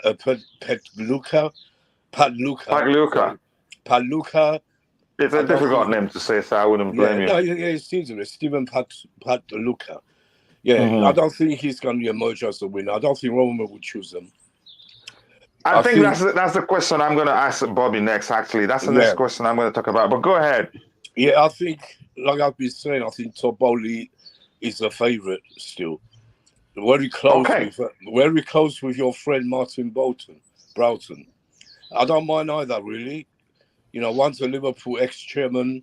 He's a Chelsea fan. So, sounds better a little bit. But the other one, it's only... The Tottenham fund is only on the building redevelopment thing. So that shouldn't affect us too much as fans. So the main thing is we accomplished what we started, and I'm just so happy it happened. And it's Friday today, Good Friday. It's Easter for everyone else except my Easter is next Sunday. I'm a Christian Orthodox, very religious. And we're next Sunday, but I'm still celebrating Easter because it's Easter for everyone. Yeah. So I said what I had to say. I just want to say big up to LSG because he was great on that day. He helped me, coming there to be with me. That was unbelievable. That was great. Yeah, that's not easy at all. LSG, we appreciate you. Unfortunately, we were not able to.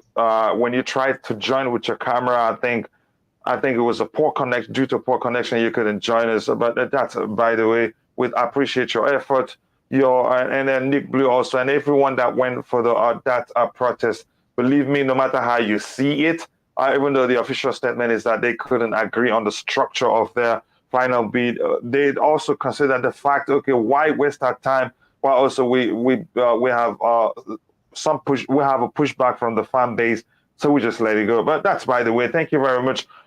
So I'm going to come to you now, Bobby. Bobby, you still there with us? Yeah, I'm here now. Okay, let me just switch topics a bit back to regarding the fact that it's open now that the True Blues group, which is led by John Terry, has joined forces with Stephen Pagliuca, which means they have no chance of joining any other group right now, right? If other group accepts them later on, then they just want to add them just to make their group better. Is that a giveaway? Is that an indication of something that we don't know, that John Terry probably knows something we don't know? Because he'd be confident in the group emerging as the new owners of the club before he says, okay, you know what? We're going to officially join you. Just a correction there, actually, because they did say in the statement that they'll be prepared to join up with another consortium if Pagliuca wasn't successful. They said that? Yeah. But also joining Pagliuca in the first place, that's a great. Thank you for educating me on that. But Bobby, do you think that's an indicator that he knows something most of us don't know? Because he'd be confident in them. Go ahead. To be honest, Coach, before I answer that specific question, I don't see, just as I said about the Ricketts, I don't see Pagliuca being given ownership of Chelsea Football Club. The Ricketts, people. Why do you think so? Yeah, I'm coming to that. In the Ricketts case, people spoke about their racial comments or Islamophobic comments. Yes, that's already one strike. But the main issue was their track record in sports ownership and their suspect financial capability, which has now come to the fore. Now, with Pagliuca and the last three now, the big thing, enticing John Terry to support them or to join their consortium as a fan-based sort of representative, which is transferable, by the way, just as Max said. The big thing with Pagliuca is this Atalanta issue. It's not going to go away. And you see, we are looking for peace at Chelsea Football Club. We want somebody that's going to just give us a break from all the criticism. And that's another storm in the teacup waiting to happen. And I don't want that. Just as I don't want the storm in the teacup of the Ricketts background, I don't want a storm in the teacup, and I'm sure the Roman won't, and those involved with the sale, with somebody who has a 55% stake in another European club that we could very easily meet in the Champions League. I mean, I just don't see that as a viable way forward. I think really what I'm going to try and go and learn a lot more about is the Sir Martin Broughton bid, because if they're still in the running till now, it means truly they have the money, and I think they are the dark horses coming through the back to maybe come and steal this. Boehly has been a long sort of acceptable owner by Chelsea fans. I think if he becomes the owner, fans won't be upset. They will like to wait and see what he will do. He has already shown himself to be a man that the fans can relate to, because he has done what the kind of thing Roman would do when we had the Champions League game. He walked to the stadium, he went through the security just like everybody else. For me, that was a massive tick for me. If you like to call it a publicity stunt, I don't care. You've got to have some kind of willingness to connect to do that in the first place. So he is very, very much up there with the fans. But Sir Martin Broughton, as a Chelsea fan already, somebody who will understand the issues like the Lukaku situation, the stadium, and if he's a fan, will feel the need and the want for success, is very, very hard to bat away, especially if they've got the money. And ultimately, that's what buys Chelsea Football Club, your financial capability, because it's a big deal. Chelsea is not peanuts. It's the investment is huge, and you've got to have the capacity to invest, because any return on the investment is going to take years to be able to yield fruit if you're going to sustain success, which is what we all want. So watch this space. But Pagliuca, I've got huge doubts. Unless he completely denounces his ownership of Atlanta, which he hasn't done already. That's the thing. Can I come in? He has. Yeah, He said he's yesterday's statement. He said he was prepared to relinquish. His shares, or I think you can own a small amount and be a minor shareholder, but not the major shareholder. But I'm not sure if he said all his shares, but some of his shares. But he said he was prepared to do that if he was the preferred winner here. I mean, I know Roman had gone to a bit of Spartak Moscow, was it? I've forgotten what it was. It is Spartak Moscow. Yeah, Spartak Moscow. Yeah, a bit of Yeah, I mean, but a Russian club ownership, although yes, you can meet them in the Champions League, and definitely that is a slight conflict of interest. But someone like Atlanta, I mean, Italian clubs are almost direct rivals, and he may find himself in a position where he will have to probably relinquish all his shares. And that might be a big shout, because quite clearly he must be some sort of Atlanta fan. This being a football fan is something that, Americans are yet to fully understand. This is like family. This is like, once a blue, forever blue. Roman Abramovich, wherever he is in this world today and forevermore, will be a Chelsea fan. That's just how it is. Once that bug bites you, you can't get rid. My goodness me! I remember as a kid, especially back in the 70s when I was a really young child and Chelsea got relegated, and I'll go to school and get teased by my school colleagues. I wished more than anything else I could support someone else. There was a time I tried as much as I could to support someone else, but you can't. It's you love that club. It is a love that has not got an explanation, and I'm sure every single one of us on this panel knows what I'm talking about. So expecting Pagliuca to turn away from Atlanta completely might be hard, and that might be what will sink him. One thing as well, Bobby, which it didn't quite sit well with me yesterday. I'm not sure if anyone saw that Atlanta were playing, weren't they? And he did a lap of honour for the fans, holding up their scarf and everything else. So it for me, it says one of two things. A, maybe he's reassuring the fans and saying that he's going to stay with them. Or if he's doing that and then he goes off to buy Chelsea, the integrity is, and I don't, I'll question his integrity for doing something like that, giving them hope and then going off and buying another football club. When a better option comes along, he goes and buys it. Yeah. And just a quickie, just slightly unrelated, but related to what Bobby just said. I too experienced what you experienced, and I had a lucky escape as a 9-year-old. Actually, I think it was when Chelsea played Tottenham.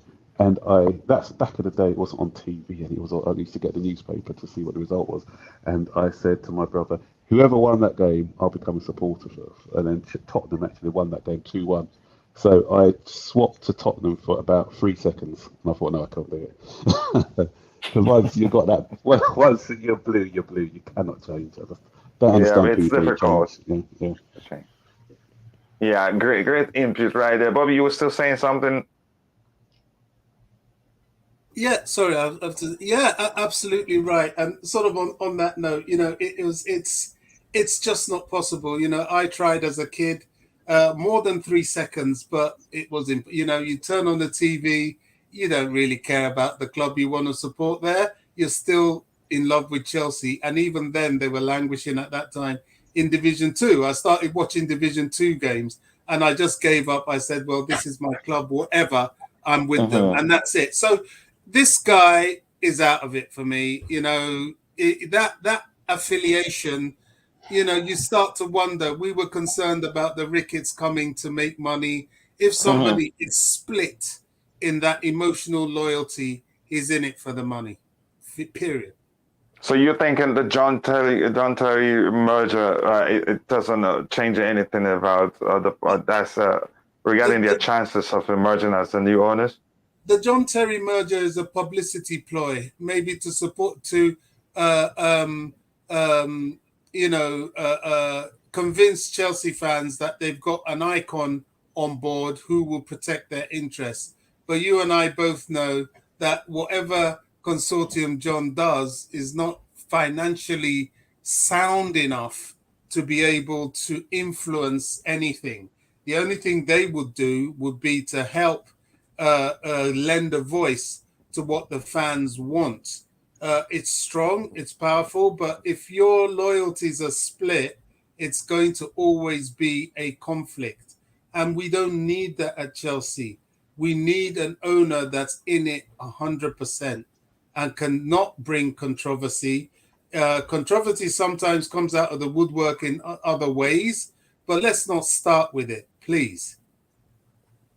Yeah, Helgi, please, I'm going to come to you in a bit. Just be patient with me, brother. And again, if you're watching, wherever you're watching from, please be sure to smash the like button. It doesn't cost you anything. It takes just a second. And I'm going to repeat myself. If anybody says you have to pay, tell them I paid for you already. Please do smash the like button and subscribe to the channel if you haven't. That will go a long way for us. We're shooting to reach 1,300 today. We have about 49 to go, and I think we can actually do it today. So let's see your thoughts on what we're talking about right now. On which specific issue? Please? Regarding the John Terry group merging with Stephen Pagliuca's group. Yeah.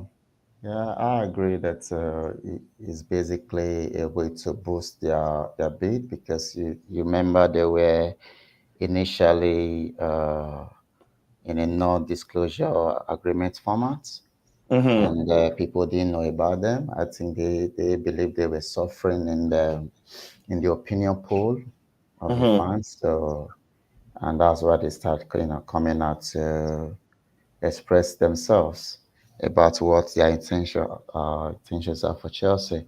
So at this point, including John Terry, was meant to boost their profile. I don't think they're gonna get it either, because Steve Pagliuca is Italian, if I'm right, probably Italian American, and he definitely grew up watching Serie A. So that might be maybe the reason. Maybe he might not even be an Atalanta fan, but it might be there's no way he will not be supporting one of the clubs in Italy. So that divided loyalty is definitely going to be there. But at this level, when it comes to finance and businesses, I think it's usually easy to push that aside, except it's going to actively work in competition to um, get, obstruct maybe a player that we're interested in. I don't see that happening. But whatever it is, I'm glad the Ricketts are out. So we don't have that issue. But Pagliuca himself have issues as well with South Africa. So that's going to come up.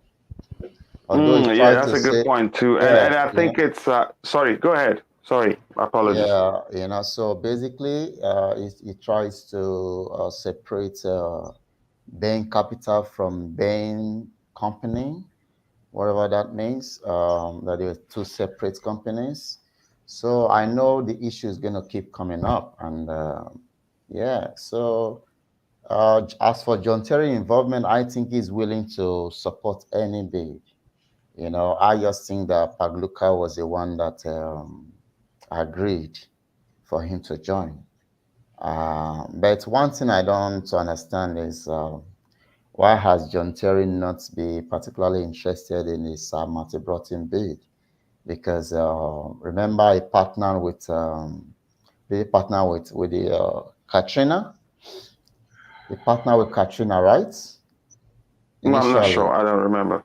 yeah. Initially, I think he partnered with Katrina, and I don't think. they No, I set up. didn't think he No, didn't that was the partner with Candies. Katarina. No, the No, they didn't. Candies. That was The, Candy, yeah, right? yeah, yeah. Mm-hmm. Yeah, they Okay, may not have so invited him yet. They may not have shown interest in him yet.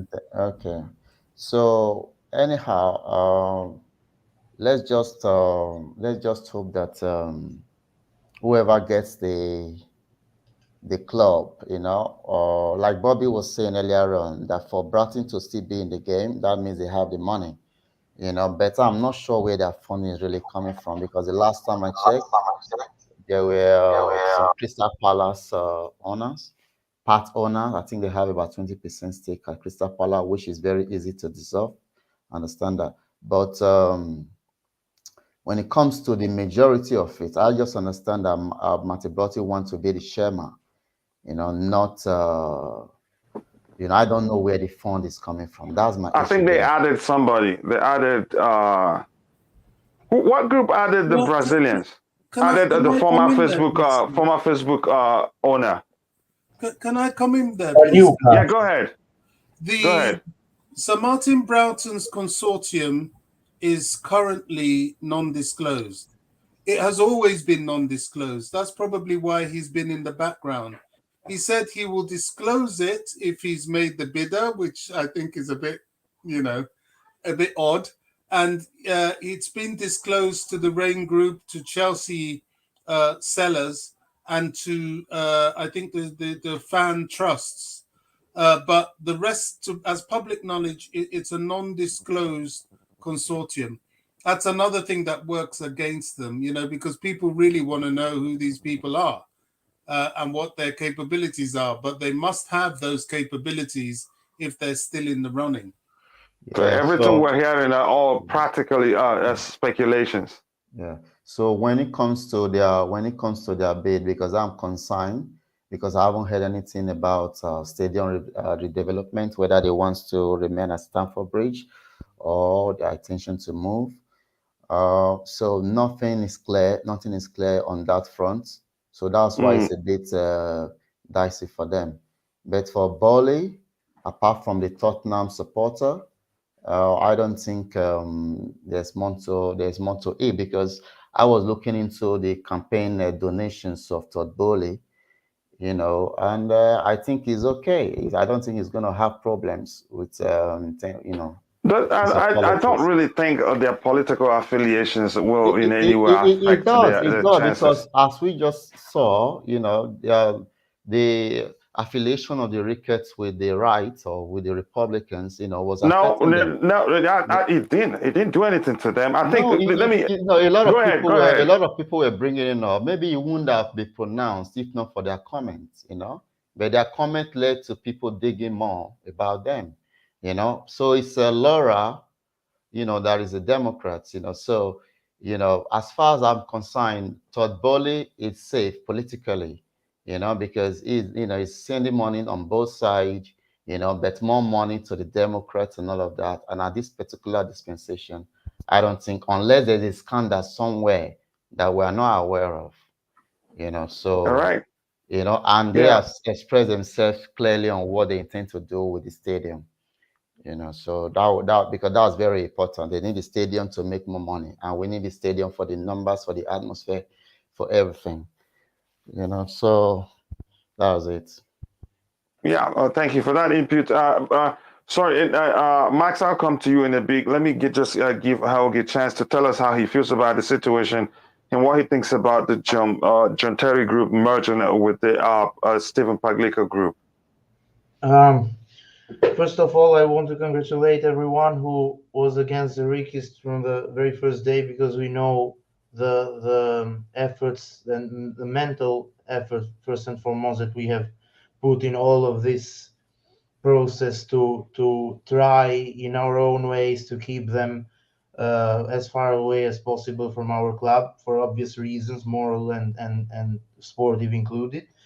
About your now coming to the question, I feel so I like Bobby's celebration a lot, and I agree with many points in the sense that Pagliuca's bid is too suspicious for many reasons. First of all, was the fact that he went totally under the radar for the majority of this process, and this can go either way. But I think that it's going in the negative side of things, because let's remember that only on Tuesday, I think in the morning before in the day we played against Real, he released a PR statement which from a PR perspective was very, very bold, and he said many things that fans would like to see, including the possibility of a comeback in the same day, and trying to protect the values of the club and then the heritage and everything like that. But the problem is that he is undoing himself, and he's becoming too contradictory with the action that he did yesterday before Atalanta's game at Leipzig. So against Leipzig in Bergamo, when he appeared with a scarf, the body language wasn't the most convincing one. So it implies to me a sense of being sort of obligated to do such an action. And but nevertheless, I don't really see him in the right position to take the club over for this. As I said, I read it as contradictory. At the same time, the fact that he has included too many people in this consortium, and more importantly, people that come from very different, let's say, directions of business, is too suspective from my point of view. Someone comes from Facebook, someone comes from NBA. You have John Terry there. So the big positive from Boehly's bid is that he has people with whom he has worked from very long time, and this process of knowing each other and operating in order to avoid creating dividends in an ideal scenario is a big plus, I think, in Boehly's case. And in Pagliuca's case, is a big negative because you have too many people, and as I said, people who come from different directions of business and have just tried to accumulate in order to make their efforts to buy the club. As Bobby said, JT's involvement, now we can't say anything for sure, so it's just speculation or educated guesses in this point. As we couldn't predict Ricketts being withdrawn today, we can't really predict things in a very, let's say, appropriate manner. But the fact is that John Terry's 10% ownership possibility to gain had they won the bid is non-significant from my point of view. It's just that kind of publicity ploy to make the fans think that, okay, a club legend is supporting this bid, and you should see it with another eye. But the fact there are too many issues in that bid, too many implications, too many people, too many hedge funds or bank capitalists is most mentioned one in the recent days or since Pagliuca's bid came out. And I'm not going through the discussion of whether he loves Atalanta or not, because this is not something that could be a decisive factor, I think. But the fact that formally he has bought 55% of Atalanta stakes and only a month ago makes me think that he is a huge outsider in this remaining process of the bid. I wanted to add something about Martin Bruton's bid. There is a sort of similar issue with him and Josh Harris due to the latest stake at Crystal Palace. Of course, there is a much lower one than what Pagliuca has at Atalanta. But I read from Ben Jacobs, I think around 2 weeks ago or 3 weeks ago, a sort of thread that he was elaborating on every one of the 4 potential owners. And about Martin Bruton, he said that there is highly likely that he would focus his efforts to balance the books, which is a big minus. If you have read Soccernomics, he said that debts in football aren't a problem as long as they are manageable, because it means that the owner is prioritizing success over profit. And by the sounds of it, balancing the books for Martin Bruton is very suspicious, because there is no way you can compete against City and Liverpool through balancing the books and to try to this sort of penny pinch at least, without trying to be prejudged by any means. So as it stands, I prefer Boehly's bid. Jonathan Goldstein's okay. Just the last sentence from me is an issue from a sentimental perspective, but as long as he takes care of the stadium as an expert in property development, can be very good. And we should remember and think positively that Peter Kenyon was a Man United fan and Man United employee executive before coming to us, and now we regard him as one of the best executives we have had, at least in Roman's era. So all in all, I think Boehly's bid is the favorite, and without saying that it erases all the doubts, but it's let's say more acceptable than the other options. All right. Thank you very much for that input. You still saying something? No, carry on. All right. Thank you very much. I appreciate that. Max, I'm going to come to you to address this comment here. Not this one in particular, sorry. Consider ourselves warned by Boehly when he started talking about buying players based on data. That's already him making excuses for not spending on players. I disagree with that statement, to be honest. I mentioned this yesterday as well. I said it's not about, you have to spend big, you've got to spend wisely and smartly. Okay, so I feel that we are not going to, because the thing is, we've spent a lot of money on the Roman. Some are good, some are bad. Because our fan base are already moaning about the waste of money on Lukaku and Werner and players like that, and the wages that they're on and everything else. So let's not look at just spending big. Manchester United have been spending big for the last few seasons, but has it got them anywhere? No. Liverpool have been looking at data, as we've seen, and how it's worked with them. I mentioned Brentford the other day, how it's worked with them, with a good business model.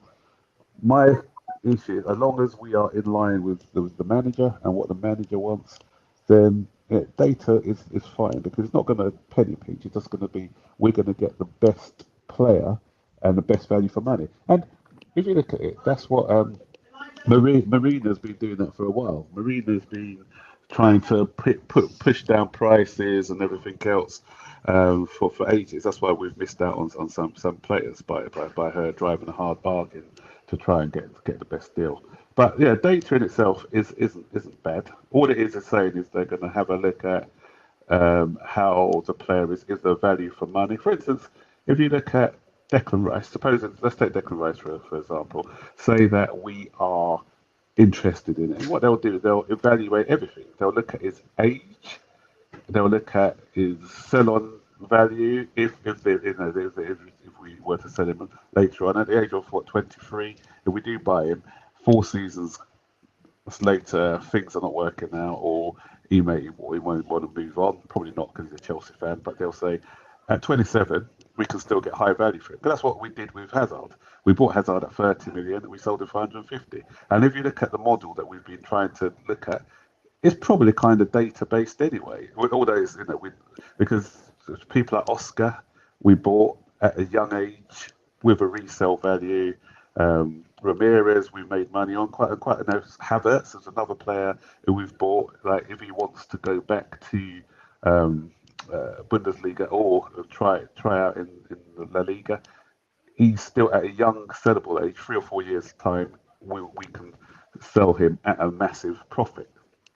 So that has been our business model for a while, and occasionally we'll have a vanity signing, because the Lukaku was probably like one of those vanity signings. We've had it with Torres and others, but our business model of late has been sort of that. If you look at it, it's been buying young, getting the most out of them, and maybe selling at a high value. Because we are a buy to sell club, and a lot of people don't realise that we've been a buy to sell club for a few years now, since financial fair play kicked in. Rather than doing things the City way and finding ways to cheat the system, we have been trying to do it in the right way and balance the books effectively. Yeah, I think I agree with you. I think that has changed for a while. I don't know how long, but I think it was about 3 years ago. I don't know if I'm correct, but we started. We became a club that we saw before we buy, and it only makes business sense. And data is good if it is used very well. Go ahead. Yeah, no, it's been longer than that, because remember from the Oscar days when we sold Oscar so it's for been 50 longer, billion to the Chinese team, and since then really we've been having that. And Bobby would know, they would just agree on that one. It's that one in, one out thing, which don't really agree with at times, but that's the way. And that's why we've got the youth system. That's another way of money making. Again, I don't really agree with that, but as a club, that's the way that we've survived in the past, by selling some of those assets that we've developed for not a lot, just to get some money into the club. And I keep reiterating myself when I say this: if the new owners can come in and make us more marketable off the pitch, so that we don't have to rely on player sales for revenue, because we want to become more marketable, we want a bigger stadium as well.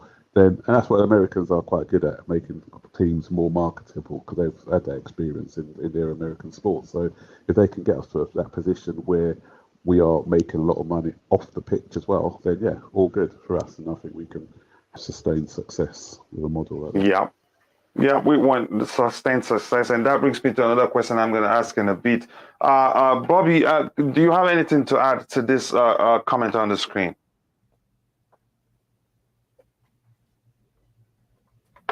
Bobby, are you still with us?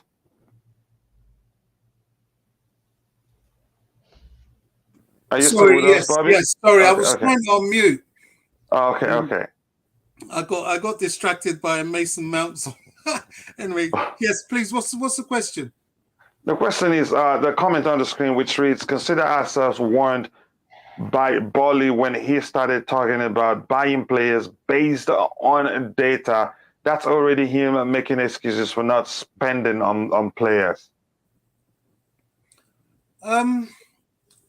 Look, I don't know what to make about that one. I think, the way we're going now, unless the Pope and the Vatican buys Chelsea Football Club, nobody's going to be happy, and even then there'll be problems. So, yes, there is a certain level of scrutiny. Do we need to scrutinize line by line every single statement made and use it as a full judgment call? No. There are other things he's said that are more positive than that. He's spoken about the stadium rebuild. He's spoken about investments. If he is in the last set of bidders, then he must have obligated himself to the £1 billion investment. I mean, I'm not. That is meaningless to me. What does data mean? It's probably part of the purchase process anyway. So I will pass that as a comment, but not a big issue. I mean, what is it? I just don't know. Where do we draw the line? There are bigger fish to fry. We've got, for me, the Pagliuca situation is of more concern. Is it Broughton that has a stake in Crystal Palace? That is a concern if that's the case, because that has to go. You can't do that. I think it's not him. It's one of two people in his group has stake in other clubs. Go ahead. You want to say something? Go ahead, Max. You want to say something? No, that wasn't me. It wasn't me. It was me. I said it's just Josh Harris has a less than 30% stake, if I'm not wrong, at Crystal Palace, and that's an issue. It's Harris and the other guy, both of the partners. That is a conflict of interest, a direct conflict of interest. Unless they're going to convert Palace to a feeder club of Chelsea, which in itself has ethical issues, and I'm sure Palace fans will have something to say about that. It's already a feeder club, though, isn't it? Because we've given them Gallagher, we gave them Loftus-Cheek in the past, so one can say we're already a feeder club. Yeah, I mean, but it's different to them bringing people through their whatever academy they have, and we just taking them if they prove themselves to be good enough in the Premier League. So, it is a conflict. It's like the Gallagher issue. It's a conflict to both Palace and to us. It's like the Gallagher issue playing on Sunday. He can't play because it's a conflict to both Palace and to us. He's a Chelsea player. That becomes a conflict to us. It becomes a conflict to Palace because he's a Chelsea player. Where does his loyalties really lie? Especially he's been so vocal about saying how much he wants to return to Chelsea, and Chelsea is his club. So it's quite right that he shouldn't play and honour the terms of his contract. So in this case, with the Broughton ownership having people that have a stake in Palace, it is a massive conflict of interest, just like Pagliuca's, even more so than Pagliuca's, albeit 55% ownership of Atlanta. It just seems that we are coming to the final stages. The decks are being cleared, and we may be looking at the new owner being a Todd Boehly-led consortium, of whom I would be more than happy if people like John Terry were involved in the fan base to help at least speak to him about what it means to own a Chelsea Football Club. And I revert to one thing. There are certain things that I look at which tell me what's going to happen. Like before a game, I gauge the way the other club is looking at Chelsea. I know when they're afraid. I know what could potentially be their weaknesses just based on how they present themselves. And in this case, Todd Boehly, that singular act of coming to watch the club as a fan, whoever picked that on their phone, crossing through security as a fan, he had no no security. It could have been Roman Abramovich himself. That said volumes. I remember when Chelsea was bought by Roman in the early days when we didn't really know that much about him. And some months went by, and we were fortunate enough, first of all, to catch it on TV. And I was privileged enough to be at the stadium to catch it. You watch that man watching Chelsea, and you will know he's a fan. You don't fake those emotions. You don't fake those things. You know, the way he kicks every ball, every emotion we all go through was being expressed by that guy. And Todd Boehly, that action, people can say it's a commercial stunt. Okay, it is. But the fact that you must feel something to do it in the first place. And that's what I'm watching. Signs of his affiliation with the club.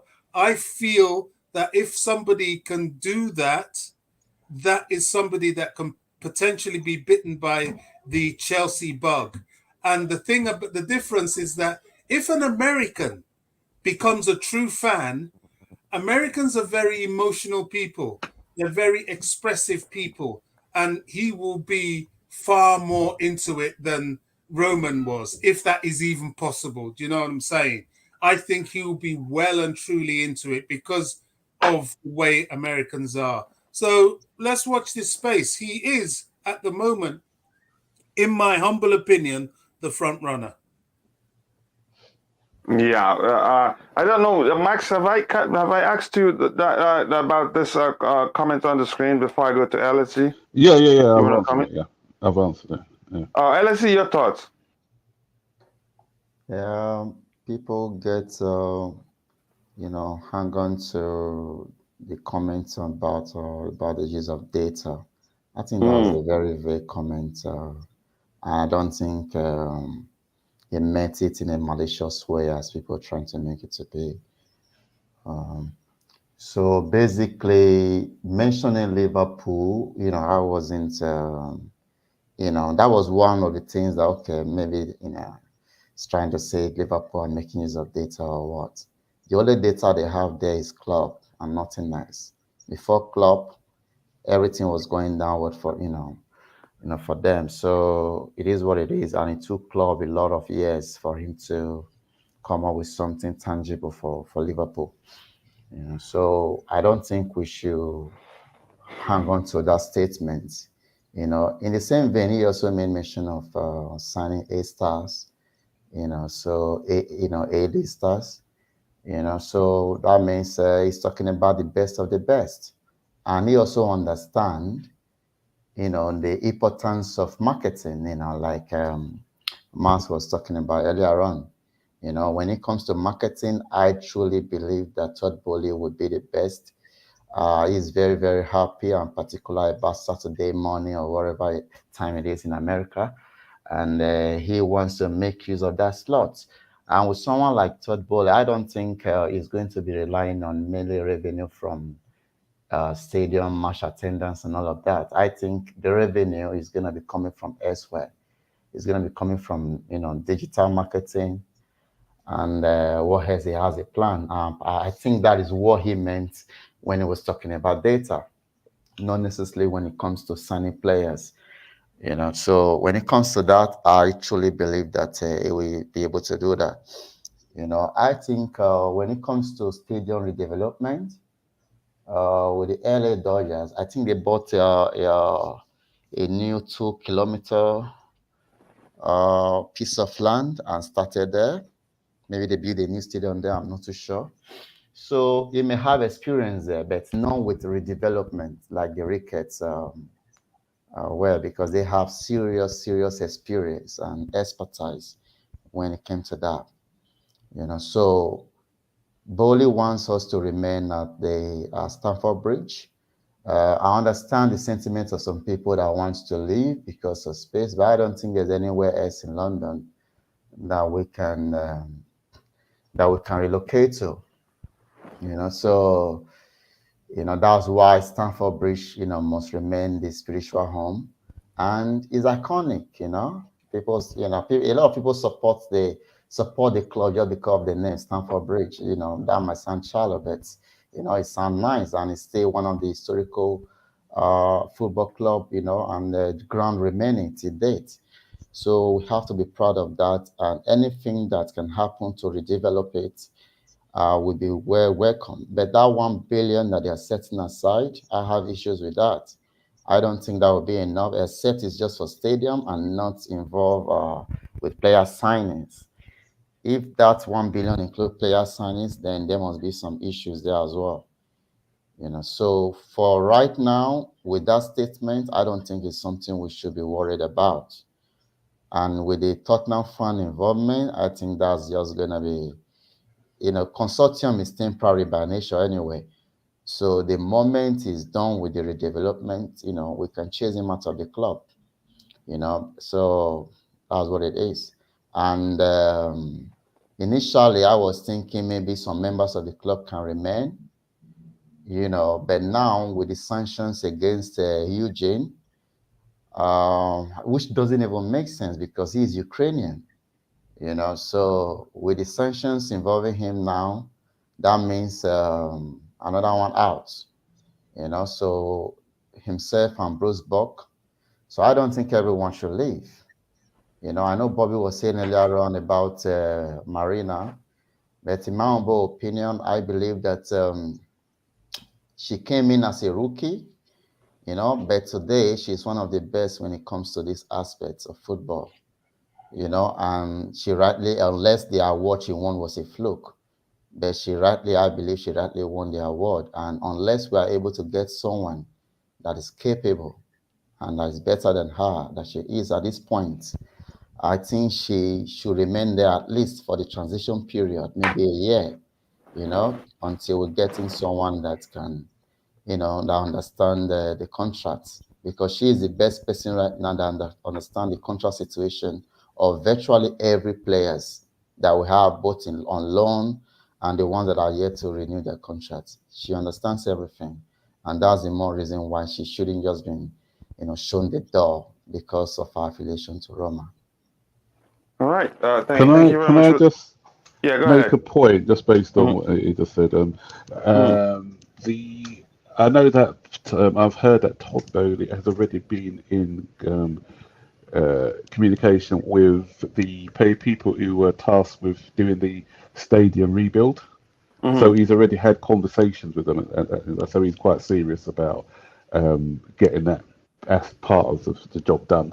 And the fact that he's speaking with them already, he knows the task in hand.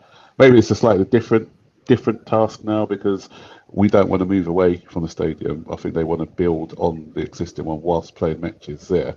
So it may be different. But the fact that they know the structure of this stadium and what needs to be done, I think probably when they had conversations with Roman, they probably had a couple of options. One, what would happen if we remained at the stadium and built there, or if we moved and knocked it down from scratch and rebuilt. So they'll already have some plans drawn out for both scenarios, I expect. So it's positive that he's already had those conversations with them. So he, as I said, he knows how, you know, what's going Thank you on very much with for that that. aspect. Yeah. Yeah, before I come to DJ and get his thoughts, please, if you're in the chat, make sure to like the video if you haven't, or wherever you're watching from, or Facebook or Twitter or anywhere where you're watching from. Please be sure to like the video. I think we've crossed 50 likes. 54 likes, I think. Sorry, Sorry? Captain. I have an interesting thing that was just posted by Dennis, the couch critic. Okay. He said that Pagliuca's takeover of Atlanta doesn't come into effect until May. And if he wins the Chelsea bid, he'll certainly pull out. It's an interesting one. I didn't know that. I thought he already had those shares in Atlanta. If that's the case, it may be a different consideration. However, having said that, the fact that he's now bidding for two clubs makes a further conflict of interest. So I don't know where to stand on that one. It just doesn't seem solid enough to me. I think it makes the whole thing just interesting, and I'm not sure what to make of it, but it makes sense. If it hasn't come into effect, then he could easily pull out of it, like he said. Your thoughts on that, Matt? I wanted to go to DJ for one question to get how he feels about the whole development and all that. But Max, your thoughts on what Bobby just told us now?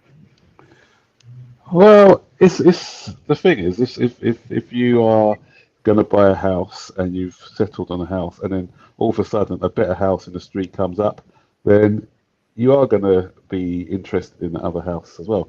You know, if you know the Newcastle, the Saudis at Newcastle, I bet if they knew, obviously we probably wouldn't get the Saudis, because we wouldn't have got the Saudis because of the length of time, but they would have probably transfer their interest from Newcastle to Chelsea, because we are a bigger, better club who are ready to go right now, rather than having a lot of work to be done. So I don't see that as an issue. You know, he's obviously looked for a football club to invest in. Atlanta was a club probably who were available at the time, but someone else has come in and Chelsea, so he's thinking, you know what, I feel that I can do better with this club, so let me see if I can buy this one. You know, so yeah. But the only thing I'll say is his heart in it. If he's just switching from one club to the next club to the next, you know, I want somebody who's all in. You know, and that's where the Boehly's have the advantage as well, because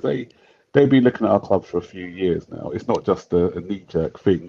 They wanted to buy the club for a while. They've already done the due diligence on the club. So you know, so they're coming into it with eyes wide open. So they know what needs to be done to hit the ground running. Whereas with this guy, he's just seen it as an opportunity that's come up, and so he's done a bid. So is he up and running? And is he ready to take us to where we need to go straight away? Or is there going to be a few teething issues once he comes into the club? Yeah. Thank you very much for that. DJ, just give me a few seconds to go through the chat, because this is an interactive show, and I'll come back to you in a bit. So sorry about that, brother. Again, I don't know who timed out True Blue. I think he's been clean all day and he hasn't said anything wrong. But it's the mods doing their job, and apologies that happened to you, True Blue. And I hope we somehow keep Marina. I hope we'll keep her too, even if it is for the sole purpose of ensuring a smooth transition. That will go a long way. And this is the True Blue. If Ricketts pulled out, you just signed a contract extension with Phantom. Okay, good to see. You can say no to the Ricketts. Yep. Ricketts should not have been shortlisted in the first place. Maybe there would have been another good bidder in their place. I think you could argue that. Big up DJ, Bobby, and Max perspective and the panel. Again, Courtney, nice to see you here again. Big up to you too, Maxes, and everybody on the panel. Yeah, big up to you too. I have just seen an article that the Ricketts family want to make a last bid. They didn't make. I think it's certain now, given that it was on Sky Sports 2. So it's certain. And Super Saeed, welcome to the stream. And if you haven't, please, wherever you're watching from, make sure to smash that like button and also subscribe to the channel if you haven't. Just Viola says, okay, that's just a conversation between them. So DJ, coming to you, start by telling us how you feel about the whole development news, if you prefer. Yeah, as always, thanks for having me on your show. As always, it's a pleasure being on here. Obviously, talking to everybody. Big up to you. The pleasure is mine, brother. Big up, DJ. Yeah. Anyone that's seeing Good Friday today, I'm the same. I do. But I have to be honest, I didn't fast this time. Okay, looks like we lost a DJ, probably due to connection issues. Helgi, anything you want to say quickly, just briefly? Let me ask you this question before DJ comes back. If he comes back, I'll go back to the previous question to him. We have to be honest here. Roman wasn't perfect as an owner, especially in terms of how he deals with managers. I think you could argue, to me, again, that's me. You could argue that the reason why all we've had at Chelsea are just patches of success. We've never had a stretch of time where you can say we dominated the Premier League like 5, 10 years, or let me say 10, up to 10 years, or even the Champions League. There's been patches of success here and there. And if you ask me, I said the reason is because probably with managers like, for instance, Carlo Ancelotti and who again, I think, was it Jose Mourinho in his first stint at Chelsea? We didn't give them enough time when we should have done that. But let me go back to DJ. I think we'll come back to that question again. So DJ, go ahead with what you were saying. Hello? Yeah, we can hear you now, brother. It's interesting news. Obviously, the news about the Ricketts has been excellent today. Obviously, I'm glad they're not getting our football club. Can you guys actually hear me? Yeah. I don't seem to hear anybody on my screen, so I can't seem to hear anybody on the back. That's all. No, we can hear obviously, you. great news about the Ricketts news today. I think that's a boost that we've all wanted to see, and they're no longer going to be in the running anymore. It's interesting. I actually saw another thing saying the Todd Boehly group's actually been it's been approved in terms with no issues. That was something that broke earlier on as well. So it's been interesting to see where that's going to go. But yeah, it's great news all round about the Ricketts. Obviously, we never know. Everyone knows in here we never wanted them in the first place for reasons that we've all said. I think Bobby hit the nail on the head about liquidation. I don't think had the money in the first place. That was one of the issues. Wow, you've been listening. The whole racist thing as well is another thing. Yeah, I've been listening. I've been coming on and off this. I've been listening on and off. I've been listening to you guys on and off. But yeah, that is just great news. Generally, I'm hoping now whoever gets us now, as everyone knows, and Bobby's alluded to it as well again, about our project being a very big football club, people coming in that are going to buy us and know who we are, where we're actually based in London. So whoever does come in, it's going to be a massive project to take on. It's just it's not just a club that's from nowhere. We are massive in the community. So in that kind of way, I'm glad they're no longer there. So we have to just now wait and see what happens now. It looks like it's going to be the Boehly's, I think, or it's going to be the Broughton group that are going to be the two. I said it earlier. I said it to someone else that it'll be interesting. Someone else just comes out of the blue and buys us out of the blue with no one even knowing, just comes into it and buys us. We don't know who that could be. It could be some mysterious buyer that could just come in and get us last minute. We just don't know until everything's gone and put through. So it's interesting to see, but I still think at this moment in time it's going to be the Boehly's who will be the guys who get us, and I'm actually quite happy about that. I really am. Yeah, I think we're all happy. I know you're happy, and you're the one that made a comment saying we don't want them. You for the sole reason, and more importantly, you mentioned here we're still paying for racial discrimination issues that we had in the past. We're still paying for it till now, so we don't want to take the chance at all. So again, I welcome you to the panel, and I'll have some interesting questions for you that I will come to you. But let me start with Max again. Max, sorry to just jump in, please. Sorry to jump in. This is in relation to Max, actually, so it's appropriate.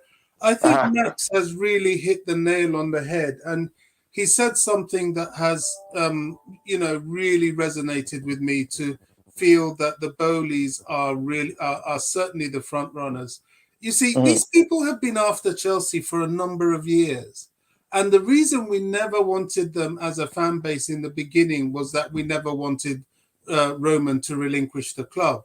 And, I really don't want the criticism of Roman. Yeah, nobody's perfect, but what he's done is a legacy that will last forever at Chelsea Football Club. And we can't really start talking about his negatives until much, much, much, much later down the line.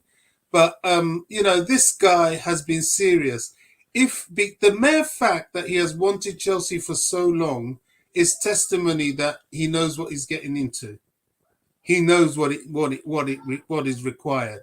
And if the fact that nothing really has come up against him, and they have the money, I'm struggling now to see beyond him, to be honest. I just think, nothing is perfect, but he's beginning to come out as a front runner, unless, as DJ said, somebody just comes out of the woodwork and blows everybody else out of the water. But it might be too late for that because bidding ended yesterday, didn't it? Yeah, that's a chance. But you never know. But again, you're right, and I agree. We're not criticizing Roman, but here's the thing, and I'm going to start with DJ. Well, let me start with Max. Here's how I think I'd be better off phrasing it like this. Nothing is perfect, and whatever you look at in this world, there's always a room for improvement. Max, if I come to you and ask you now, what do you think, the one thing you think the new owners must do differently? At least let's say, if you want to see it from the perspective of us having a sustained, a sustained period of time that we will dominate, or sustain a period of the time that we'll have success and not patches of success. This is not me criticizing Roman, and that's why I think Bobby made a very important point here. No time looking at negative. I'm not calling it negative, but the truth is, no matter how perfect you think something in the world is, there's always room for improvement. What is the one thing you think the new owners must do differently, Max? Yeah, so I think what needs to happen now is that we need to look at our whole structure for the first team and make sure that whoever's in place, we've got the right director of football in there who can implement a philosophy, because it's worked to an extent with the hiring and firing of managers, but for long-term sustainability, then I think it can be found wanting. Because if you look, okay, we've still remained competitive, but mainly in the cup competitions. But we've gone, 5 years now without winning the Premier League, or even really making the title challenge for it. This is the closest we've come for a few years now. We're still 8 points, 9 points behind the front runners. Okay, we could look at injuries and other things, but I think for us because I want to be winning title after title. Since our back-to-back with Jose, we've just won the odd title here or there. And Man City have kind of come along and shown us the way, because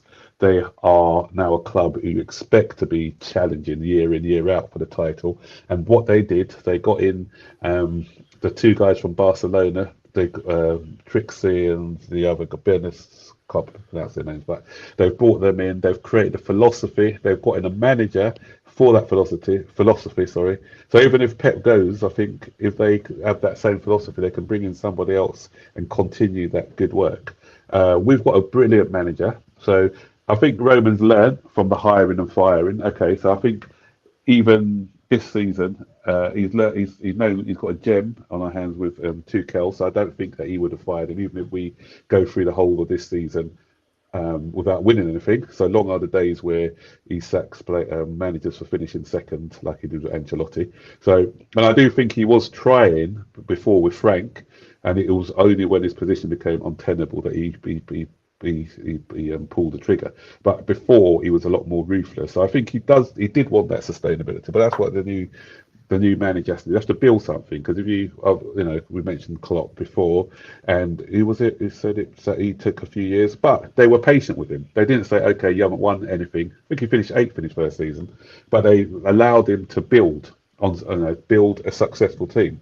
So that's what we need to do. We need patience to allow our manager to build a successful team, create a specific style of play, so that even if he leaves, we can bring in another manager who has a similar style to him, and so that we can continue our success without having to start again from scratch, buying players that suit the manager's style and all that sort of stuff. So that's the only thing that I think could be improved on from the Roman Abramovich era.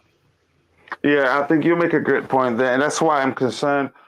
There's no way there will never be another Roman. So it's important we start looking at what can the new owners, prospective new owners, do differently, or whoever emerges as a new owner, what can they do differently to do better? Because no matter how we see it, there's always room for improvement. And again, I have to say, echo what Max just said here. We've had patches of success. There's never a time we've had sustained success, and that's important. But if you look at Arsenal at the time, they dominated the Premier League for a while. Manchester United did that. We need to be able to do that also. And one reason is giving managers a chance when they deserve it. Prime example being Carlo should have stayed when he got fired. Mourinho during his first stint should have stayed when he got fired. And Max did talk about identity. That's important. style of play. We've been switching from one identity to the other, from one manager who prioritizes pragmatism to one manager to the other who prioritizes entertaining and winning in style. It's been, and which means new manager that comes in will have to start changing things because what's in place is not already rooted properly. So to me, I think that needs to improve. Bobby, I'll still come to you because I want to get your thoughts on that. Let me go to LSG and then DJ and then Bobby. LSG, your thoughts, anything. Tell me one thing you think whoever emerges as the new owner or owners should do differently so that we can do better, or maybe have a period of time, there's a prolonged period of time that we can say, yeah, we dominated the Premier League or the Champions League. Yeah, I'm gonna. Oh, sorry. What was that for Yeah, me? no, Bobby, LSG, then I'll go to DJ and then I'll let you finish on that topic. Okay, sorry. Yeah, go ahead, LSG. All right. So I'm just gonna add to what Matt was saying in terms of developing.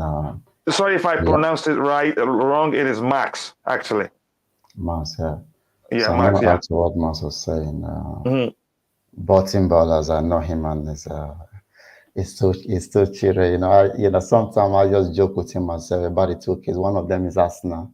I don't know how he feels, because I think Max. Let me quickly say, I learned something. Let me quickly say, I learned something from that situation, and I'm indoctrinating my kids from very young. I don't want that to happen here, but go ahead, brother. I could have locked him up in the attic, but I thought, no, if I see you in person, I'm going to ask you one-on-one. All right? So no worries. Anyway, so after what you were saying,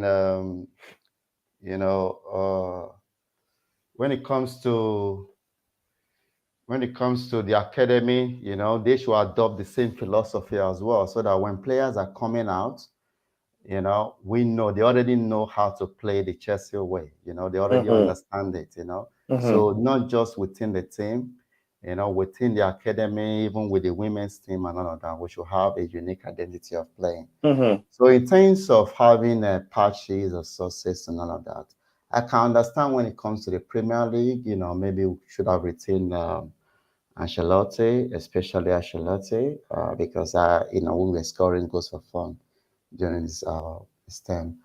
So basically, what I would say to that is, when it comes to trophies, I can say, from 2012, just from 2012 alone till now, we've lost about 9 finals. And of those 9 finals, I can guarantee you that about 7 of them were due to bad referee decisions, So I'm not going to hold that. Well, now we're saying we won 21 trophies in 19 years. It should have been 30 trophies. It should have been more than that, So it would have been a different ball game. Maybe we won those trophies that we were cheated out of. So there are many ways of looking at it. Roman is a passionate person. He's a fan. That's another issue with having a fan. Because you can have knee-jerk reactions sometimes. Let's not forget, when it comes to player transfers, Roman always have a say. Remember, Jose Mourinho had this famous quote when he told Roman, "Don't ask, just pay." All right. When it comes to the transfer of Didier Drogba to Chelsea from Marseille, Roman was looking for big name strikers at that time. Drogba was not a big name striker; he wasn't known worldwide, as he is today. So, but Mourinho told him, "Don't ask, just pay." And it did pay off, so that's what it is. My main point is Thomas Tuchel should be the main person that have that influence to say, this is who I want. And you must give him his first choice, not backup upon backup upon backup.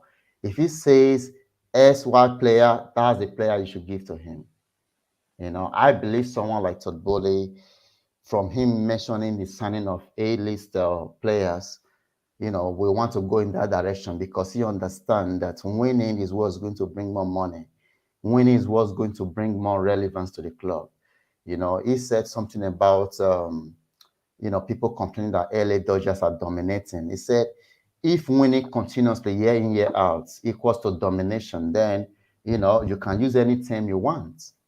I just want to keep on winning season in, season out. So, I mean, like Bobby was saying, it might even do more than, Roman, in terms of, marketing and taking it to the next level, but I doubt, if anyone can do more and even have be more passionate than Roman.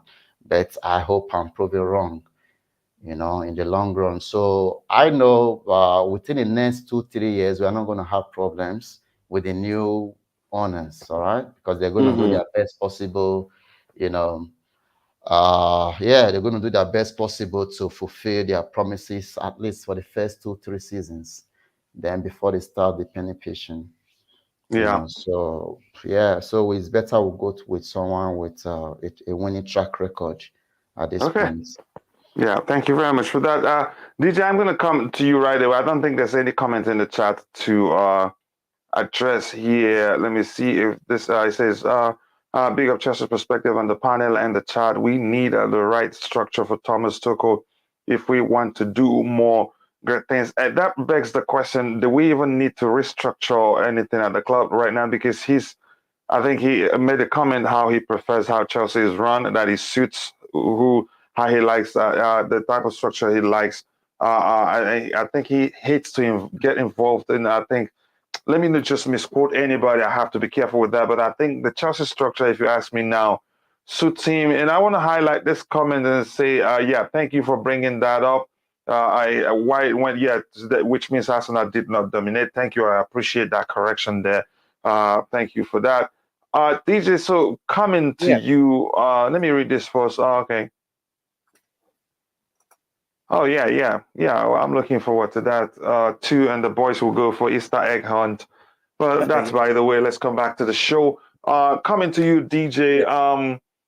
Now, is there anything at all? I know it's difficult to find any because there will never be another Roman. But the fact remains, no matter how good something is, you'd always find a room for improvement. So, is there anything you think the new owners should do or must do differently, for the club to become better? Oh yeah, there's a few things. In fact, for me, look, we all know him. We've all said it already. There's never going to be another Roman. We all know this year. He's the best ever owner that we could ever wish for and ever have, and we all miss him dearly at this moment in time because we still do as Chelsea fans. I think the situation with our new owners now, for me, it's vital on a few things they've got to do. The first thing they've obviously got to do, they've looked at the stadium situation, which is done. For me, you tie down Thomas Tuchel on a long-term contract, because I think he's the best manager we can have at this moment in time who's out there. I can't see anybody else that can actually come in unless you're a Pep or a Klopp who are not going to go nowhere. Nagelsmann is not exactly doing great at Bayern Munich at the moment. They also went out the Champions League as well, so I wouldn't even go for him. Thomas Tuchel's who we've got, and we should stick with him for on a long-term contract. Let him build some kind of a legacy at Chelsea, because that's what we're missing. We need a manager that can come in and build something, and he started that already with 3 trophies. I think he can go and win more and more and more with us, just as long as we're patient with him and give him the time, the players that he needs. The other situation is tied down Rudiger to his contract. The guy showed again in the week why he's so important to us, how passionate he's about the football club, what he showed when players were trying to go and consult him when we lost, how he was pushing them all away. That is just passion. That is not makeup. That is passion from a guy who loves our football club. And he's another one who needs to be tied down. If we're going to do any kind of structure, obviously we're already talking about transfer targets here. I mean, I've read the thing about Tchouameni. This actually disappointed me because it looks like Real Madrid now are front runners for this guy. It's disappointing because I really, really thought this guy was going to be one of either him and both Koundé will be coming in to obviously to strengthen us in the summer, because that's what we do need. There's also talk of Darwin Núñez, another one who's been mentioned, who's been another one that's just come out of anywhere to come in as well to strengthen our attack. Then obviously you've got the 2 players for me that have got to come back, which are vital to Chelsea next season. It's Conor Gallagher and Brozier. I think they've got to come back. I probably would give Gilmour another loan. But look, there's the other things I'd also say is in terms of our club itself, we need to sort out our scouting situation. For me, our scouts are not great. When you hear that our scouts have been scouting Stal Nigaz for the last 2 years, I don't know, when I hear that, I'm thinking to myself, you've been scouting for the last 2 years, yeah? I mean, no one's ever heard of this guy. Everyone knows who Sounding Gaz is. And you've been scouting for the last 2 years. That in itself tells you where our scouting is. So that needs to be sorted out. For me, there's only one guy. There's two people that comes to mind for that. That's Campos, who I understand is a very good guy who could possibly come in and sort out our scouting situation. Or there's a guy who's left Liverpool. I think it's Michael Edwards is the other one. So they're the two I'd probably look at as well, of bringing in to sort out our scouting situation. Put Petr Cech alongside him so he can learn more. If we're going to get a director of football in, okay, again, if there's such a thing now, we're going to get a director, and I think we need to look at that as well. Who that can be, I don't know. Maybe you're looking at the likes of, as I said, maybe looking at Campos to maybe come in as a director of football, or Martin Edwards or Michael Edwards. So yeah, there are a few things we can address, and like Max alluded to earlier on, we're not far away, from being champions and challenging every year. We're just a couple of players away from doing it. We've got the team, we've got the structure, we've got the manager. We just need to get the right people in, and the right owner needs to come in and see that. Obviously, the stadium is going to be great for us, because once we expand Stamford Bridge and get us to a 60,000 capacity crowd, if possible, that's going to be great for us going forward, because that's what's needed as well. So for me, look, all those things, there are a few things that can be improved on there. Not much in terms of the team, just a few players to bring in and get rid of the dead wood. That's the other thing we need to do. Get rid of the dead wood that's no longer going to be part of our team for the next few years, and we go from there. But those three names that I've mentioned in particular, those three players, are the three that we're currently, looking at the moment. And it looks like too many. I mean, Declan Rice has been another one that's been mentioned. I wouldn't go and spend. I mean, he's a brilliant player. I would love him at Chelsea, but I'm hearing price of 150 million for him. Is he worth that? I don't think he is. Not for a DM anyway, or a holding midfielder. You're going to go and do that. You're going to do it for an attacking player. So look, at the end of the day, they're the things that I think we need to address. And, once we get that all in place, I cannot see us. I will be up there with Liverpool and Manchester City. I don't doubt that. We already are up there with them. We're just a few players away. And had we not messed up in Christmas period, we'd still be up there challenging, for I personally think. So we're not far away off it. So they're the only things I'd say we need to bring in.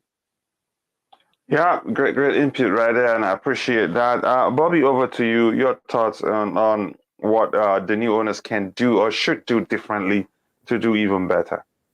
Yeah, I mean, I have a number of things to say about this. To start with, what's there. You see, this is a sentiment that I keep alluding to, that football Chelsea fans have, which is unrealistic and not really progressive. You see, the issue of Marina Granovskaya, this is sentiment. Chelsea's books have already been opened to the bidders.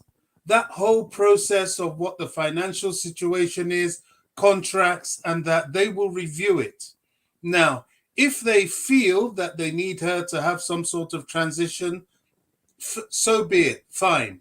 But I just think it's more likely than not that they'll be out with the old and in with the new, because she will carry that controversy with her. She doesn't do interviews because of that. Now, I just think, let's just be prepared. Let's be less vocal about that sentiment and let whoever comes in do what they need to do. Now, concerning the club structure, one thing they most definitely need to do is get a director of football. DJ's 100% right. The one manager Chelsea have had, I believe, since the Roman era, who does deserve an immediate long-term contract is Thomas Tuchel. A lot of noise and chit-chat is made about hiring and firing this manager. That I can barely think of one person that Roman got rid of that at the time of him going, it wasn't justified. Perhaps a suspect question could be put around Ancelotti, but I've never rated Ancelotti. Ancelotti is a Galactico manager. When he was at Chelsea in the second season, when Ray Wilkins left and he finished second, it was suspect. He was doing things and losing games he shouldn't have lost. And he went at the right time, considering Chelsea were the financial powerhouse at that time and had no competition. One minute, Bobby. Can I just say a bit of context around that? He lost his dad around that time, so we've got to look at that as one of the reasons why he lost his focus as well. That admitted, yes, I forgot about that. So that probably influenced him. Perhaps he's the only one that there is a question mark. Everyone else, including Jose Mourinho, who on his first time at Chelsea, by his own admission, said he had the wonder feet on him and he really did want to move around and test himself in other leagues. So he left quite clearly by mutual agreement. So let's get off that train. I mean, everybody else, he tried to give Roman an extended period the second time, Mourinho, the second time around, but Mourinho lost the dressing room. He had to go. It was an untenable situation. And with Frank, the same thing. This is the first time in a long time we've got a manager who has proved to me he should be given longevity, because it's not when things are going well that you know who's with you. It's when things aren't going well. And in the situation we're in, the way Tuchel has steered the ship and stood up to the plate, to me, I would say give him 10 years. But that aside, the thing I want the new owners to do is to resolve this director of football situation. It seems to me that it is a bit too big a job for Petr Cech. As much as I love him and he remains a Chelsea legend, I think he needs some help. And why I say this is that Chelsea had the perfect model of a director of football before. They had an African guy who started off as a scout. He was a good enough scout, and then he moved on to the director of football position. Roman was a little bit too far ahead in terms of his diversity initiative for even the Chelsea fan base, because I continue to speak out, especially when people try and call me racist, that I am the one person that has always stood up for Michael Emenalo. Emenalo was the man, but the fan base attacked him. Many a time when he came out and gave press conferences speaking the mind of Roman, especially when they got rid of Mourinho the second time, he became the target. He became the fall guy. And because of his race and nationality, he wasn't flavor of the month, such that he had to walk. And that was very sad. Now, hopefully, we've moved on from that. That's why I always talk to you, this issue of race and the Ricketts and that, let's not get to a point where we're almost being hypocritical, because I remember so many things in Chelsea far back beyond a lot of people. So, what we need to just to clarify something quickly, was because of this comment on the screen, was Emenalo fired? I don't think so. Emenalo wasn't fired, but his position was made intolerable. It got to a point where he even had to have security to come and watch games. So, let's not pretend. Let's be real. He was made extremely uncomfortable. And part of that, the things that pushed him out when he was trying to address some of the things Mourinho was doing in the beginning, it was easier to push him aside because he was unpopular. But what's done is done. We move on. To address this, we need a director of football who's going to work efficiently with Thomas Tuchel, under a lot of direction from Thomas Tuchel in terms of giving him the players he wants, and that will be a model going forward. Will the new owners do it? Well, that's left to be seen. The one person I think that we have a very big chance of that happening with is Todd Boehly, depending on who's going to advise him. Now, I'm not here as an advocate doing any PR stuff for Todd Boehly, because I've spoken very positively about him. But I just think at the moment, from what I see, the only person that can really take us to that next step will be him. But as a fan base, we've got to understand that things are going to change. And a lot of our sentiments around certain people in the board, maybe even Stamford Bridge itself. I mean, I pray not. He seems to have an idea as to how to expand and develop it. But if there is a better idea in a location that's better, I'm ready to change, because change is progress if it's the right change. All right. Anybody want to add anything else on Yeah, that? Go ahead. can I just speak? That's a couple of points that Bobby made. Just want to address them. Whilst I agree with you in most of the managerial sackings were justified under the conditions, my only concern with that was that because the succession plan wasn't that, it was the fact that he got managers in to replace them, which they had a different philosophy, totally different style of play.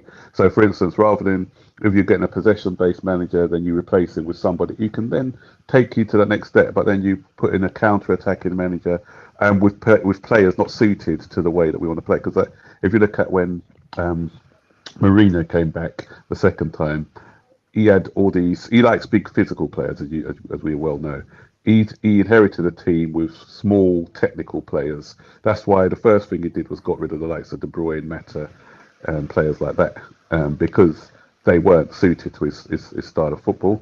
He brought in sort of big physical ones, and then when he left, then there were other players who weren't suited to the style of the next manager. So that was my only issue, is because we haven't adopted a style of play, then the managers we've got in have just had to start from scratch again. So it's just adopting that style of play, which I think is the important thing for the new regime. Yeah, I think you make a good argument. So, Bobby, I'll start from you so we can go to each person on the panel one by one. And around for the day, we've been streaming for 3 hours plus. Bobby, back to you again. Your final thoughts and what you have to say to the Chelsea fans. Please talk to them on where we're at right now. My final thoughts is that the very real situation is that we are in the last stages of new ownership. We didn't want to be here, but this is where we are.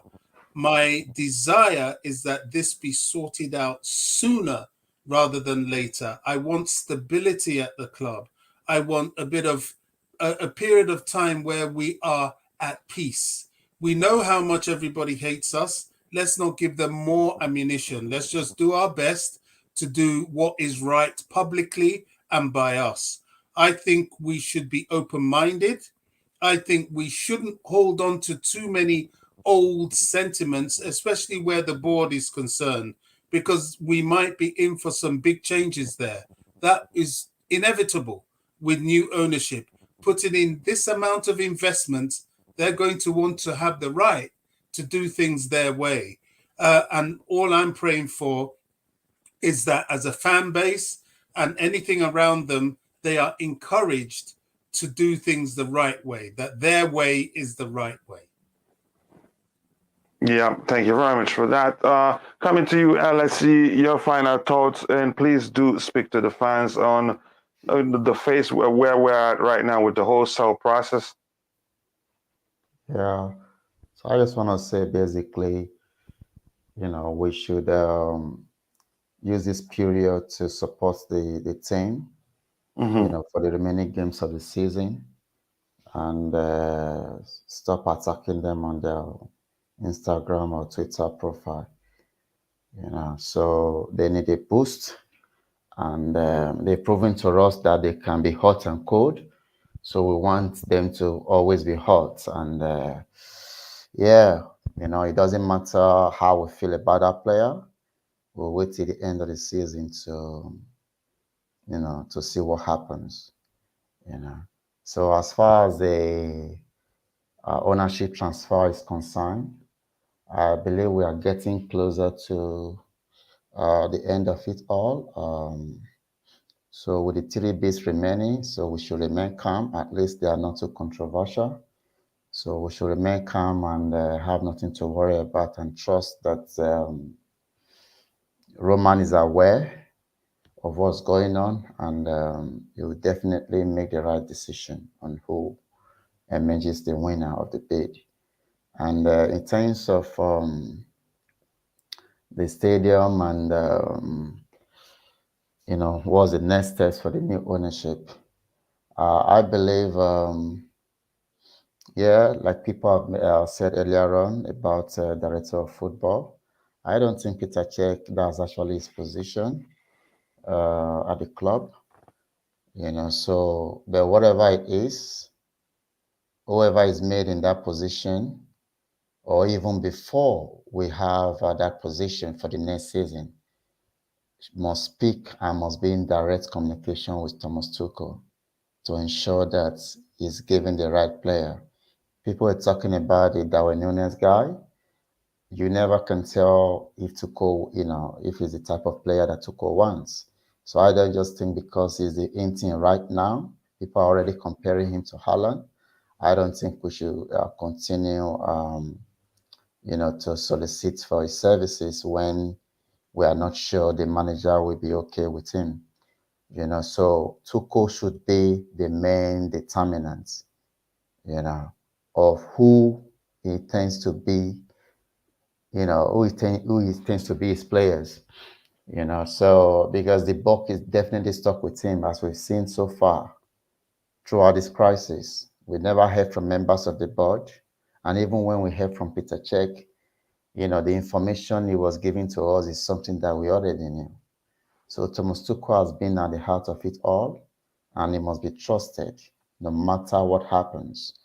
I already see some people saying that if we don't win anything last the FA Cup, the season is considered a failure. I don't think it's considered a failure at all.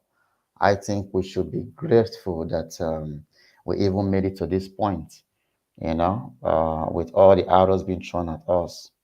So whatever happened, on Sunday, we should take it easy with the club, with the team, and not start berating them and calling them names, because one moment we call them world class, the next moment, the moment they lose, they are the worst and they all should be cleared out.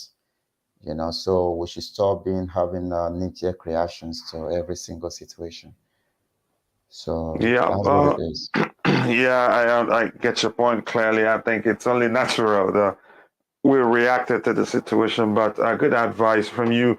Now I'm going to go to DJ, and I'm going to go to Declan, and let Max round off. Max, I don't know if you still have time to remain with us. Just a few minutes, I'll get to you. Yeah. So That's fine. okay, thank you very much. So DJ, but before I continue, please, I see Matt Z Virginius. He has a new YouTube channel. Please go check it out. I know you will like the content he produces there. Over time, he's become a brother too. And also for those, if you look at the channel, make sure to go check out the Burton Ballerz YouTube channel. I call him the encyclopedia of Chelsea Football Club. Very always objective, never clickbait, and that's why we've become brothers too. And he's very supportive of my channel, so I have to support his, and hopefully my support will make a change, bring good things to his channel too. And everybody on the panel, I believe, have that. Each has their individual Twitter handle as their names. So please go give them a follow. But that's by the way. So DJ, I'm coming to you. Your final thoughts on the topic of the day and everything we've talked about, the Ricketts pulling out.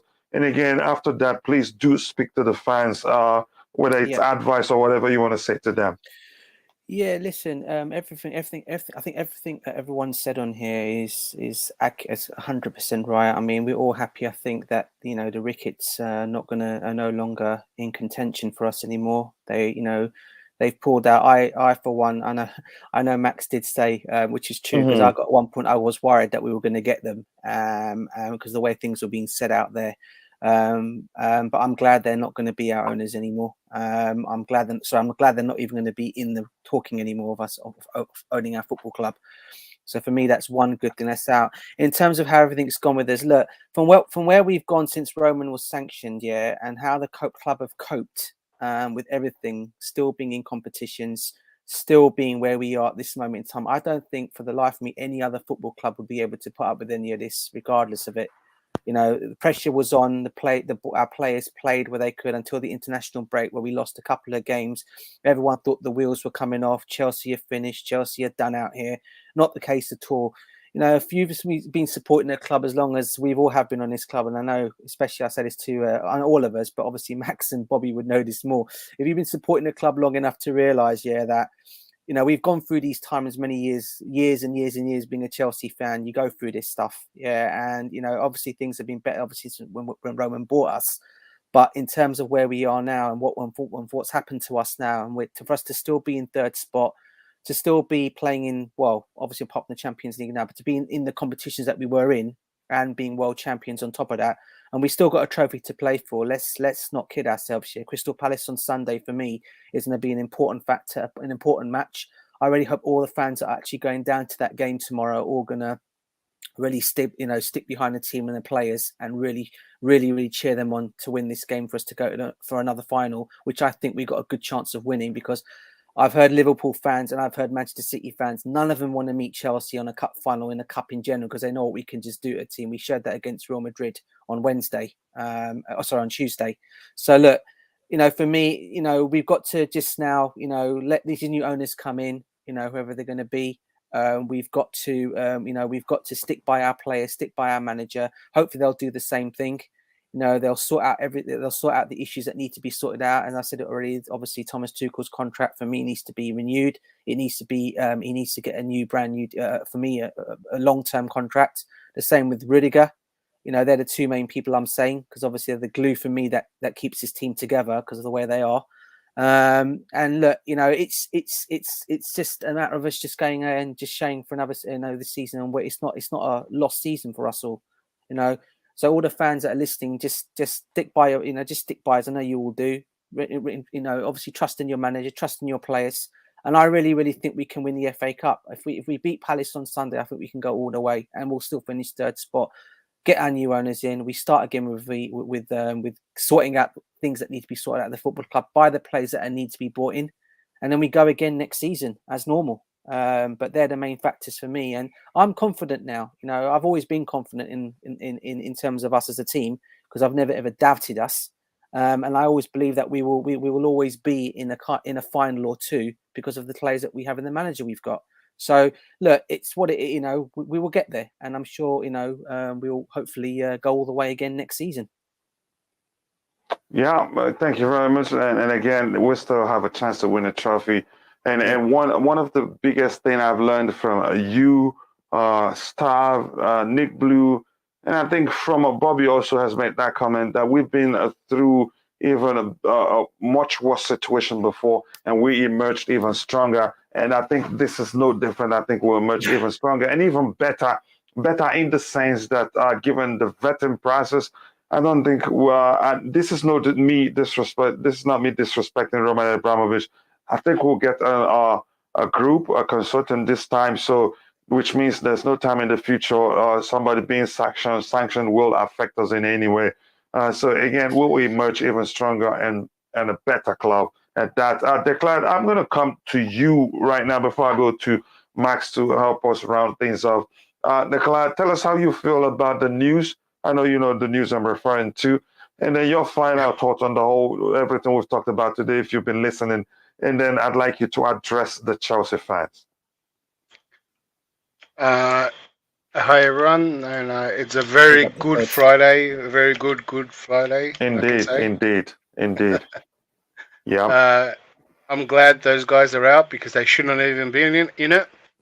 I mean, I did say if they can make it to the final four, then they had a chance, even though everyone thinks there wasn't one. But it's good that they pulled out, because it was probably the process probably does cost them money, and probably didn't look right. Well, I haven't been listening, Coach. I wish I came earlier, to be honest. But from what you guys are talking about is how the season has gone so far. Is that right? That's right. Some people think it's gone, but it's just the panel addressing the fans, telling them it's not over yet. We still have a trophy to go for. Yeah, so I'm looking forward to this FA Cup because that's really all there is. I mean, people might say it's not a failure of a season, but it's also not a progress. This was meant to be a progress season. This was meant to be Tuchel's full first pre-season with the team. This was meant to be a striker to address our conversion problem. A lot of young players were meant to improve. Werner was meant to improve. And we kind of stagnated. Actually, I think we've gone backwards with our injuries and that. So we haven't made progress. I can't wait till the season finishes, new owner, and I think a lot of things will be addressed. So I'm actually looking forward to next season. I'm still pretty confident. Owners come in, have a big transfer window if they come in a little bit early, and I look forward to the next season, to be honest. But this season, once this FA Cup is done, I don't. It just. I don't want to sound too negative. There's not much in it, unless we're there to ruin like Arsenal's or Tottenham's top 4 chance or something like that. That would be good to see. But besides that, like we could even lose to someone like Arsenal or I think versus Man United down the line. We win matches that you'd think would be big. We got not a lot to play for, unless we lose a lot of games and then we're fighting for top 4. After FA Cup, there's not much there. But in talking about, glad the Ricketts are done, and you did mention a consortium as well. I mean, it feels weird. Yeah, we're gonna have like, I think more and more people might pile on now that Ricketts are out. Do you think some more people join the parties? Pagliuca can drop out too, and you know how Terry was joined up with him, and there was 10 consortiums with him. So I'm interested to see what's going on, and I want to hear more from these bidders as well. Ricketts are out, but where's Todd Boehly, Sir Bernard Boyton, even Pagliuca hasn't even said a word. Just give us a heads up, or just get it over and done with, so we don't have to worry no more. I think it's dragged down too long. And you know what's funny is that everyone said that if the Saudi group came in or anyone similar to them, that it will take too long. This process already took too long, so I don't think there was any issue there on a international buyer that's outside America and England. I have to be honest. I don't think they will allow anybody else in. I don't think so.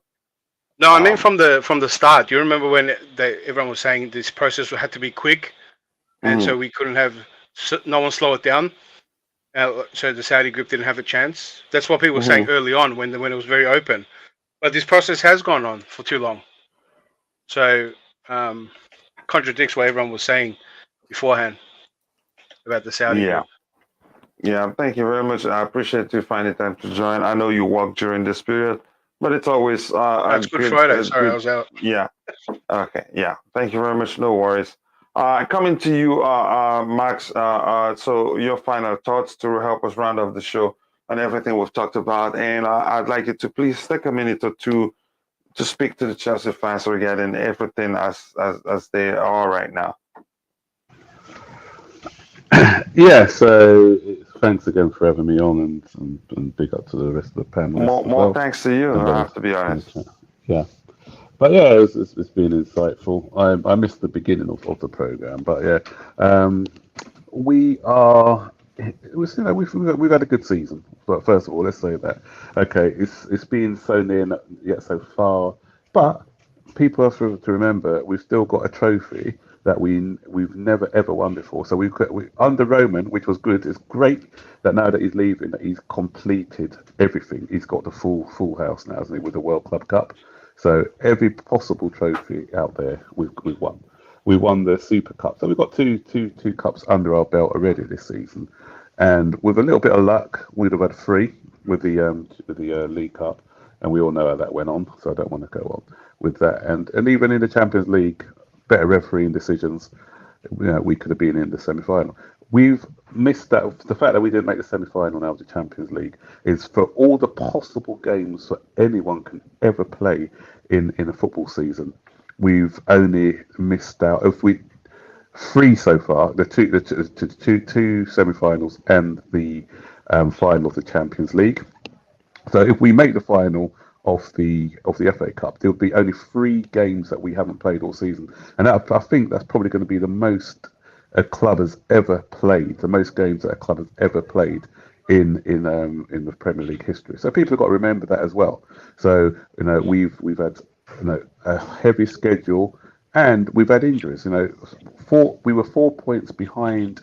We were 4 points ahead, of Liverpool and Man City before the Chilwell injury, And then we all know what happened in December as well with all our illnesses. And even if we win our game in hand, we are 8 points behind. So we're not far away. And that's you know, we've got a brilliant manager, and if you can keep us competitive, yeah. So it's not doom and gloom, guys, you know. And when you look at the players, all they've had to go through this season, you know, with all that bad news and everything else, the fact that they have carried on the way they have, and the fact that they've put in some good performances, we've got some characters within our club who can, and they're young still as well. A lot of these guys are young, so these experiences can only make these players stronger and better. So, you know, keep the nucleus of the team, the new owner. That's my advice. Keep the nucleus of the team. Then you just you get in, supplement them with some good world-class pros. You know, 2 or 3 players in the right position, and you know, next season, believe me, we'll be definitely challenging for the Premier League. And you know, we are. You know, we're there. We're close. I can just feel it. How close we are. As far as the bidding goes, I am hearing that not only the Broughton bid's been accepted as well, or has been pushed through, as has the Boehly bid and the Pagliuca. They've all been accepted. So now it's just a case of them finding out who the preferred winner is, and whoever it is, whether it's the Broughtons, the Boehleys, or the Pagliucas, I just hope that they have got the interest of the club, the fans, the players at heart, and that they are going to carry on that legacy that Roman Abramovich has built. And I just feel that with everything, let's wait and see, because we always have to wait and see, because we can say, okay, I want this bidder, and then you're disappointed because you don't get them, but you don't know, they may surprise you.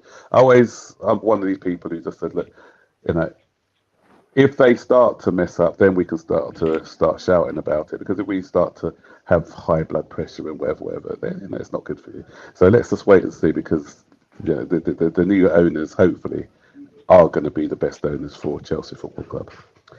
So that's what I have to say, and just plug in my channel, Yes. Burton Ballerz on YouTube. So I'm not sure if I'm doing a preview today. I'll see.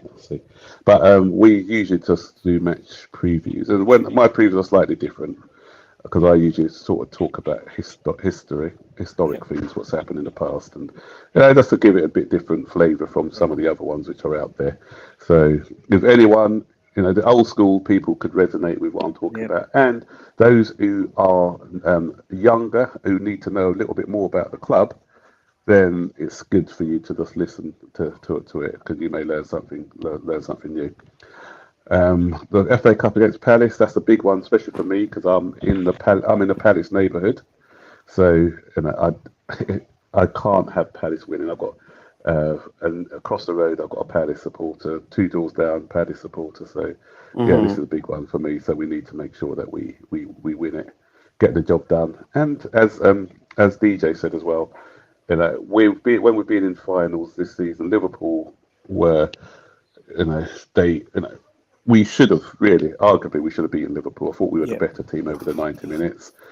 Man City you know, we've shown what we can do to Manchester City in cup finals as well. So whoever we play against, and what all I'm asking for, and I always ask for this, the players can play to their maximum, like what we did against Real Madrid, and I just hope and pray for no controversial decisions. I'm not saying there was always going to be one involving Chelsea, but I just don't want it to be won by a controversial VAR or a sending off or something.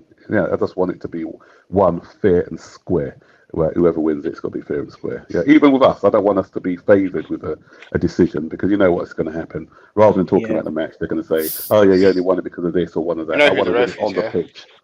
Yeah, always the case. No, I know that's the Palace one, Anthony Taylor. But I'm talking about if we get to the finals. That's what I'm saying. I just want to win it. I just might get rewarded with a finals. You can't have a third one in a row involving Chelsea, otherwise there will be riots in the street. Yeah. Yes. So that's all I'm asking for: a fair game of football, and that's all I want every time. A fair game of football. If we play our best and it's not good enough, then I can say that's all that's what we've done. But I don't want to be robbed by something that's not out of our control. Yeah, we don't want that to happen again.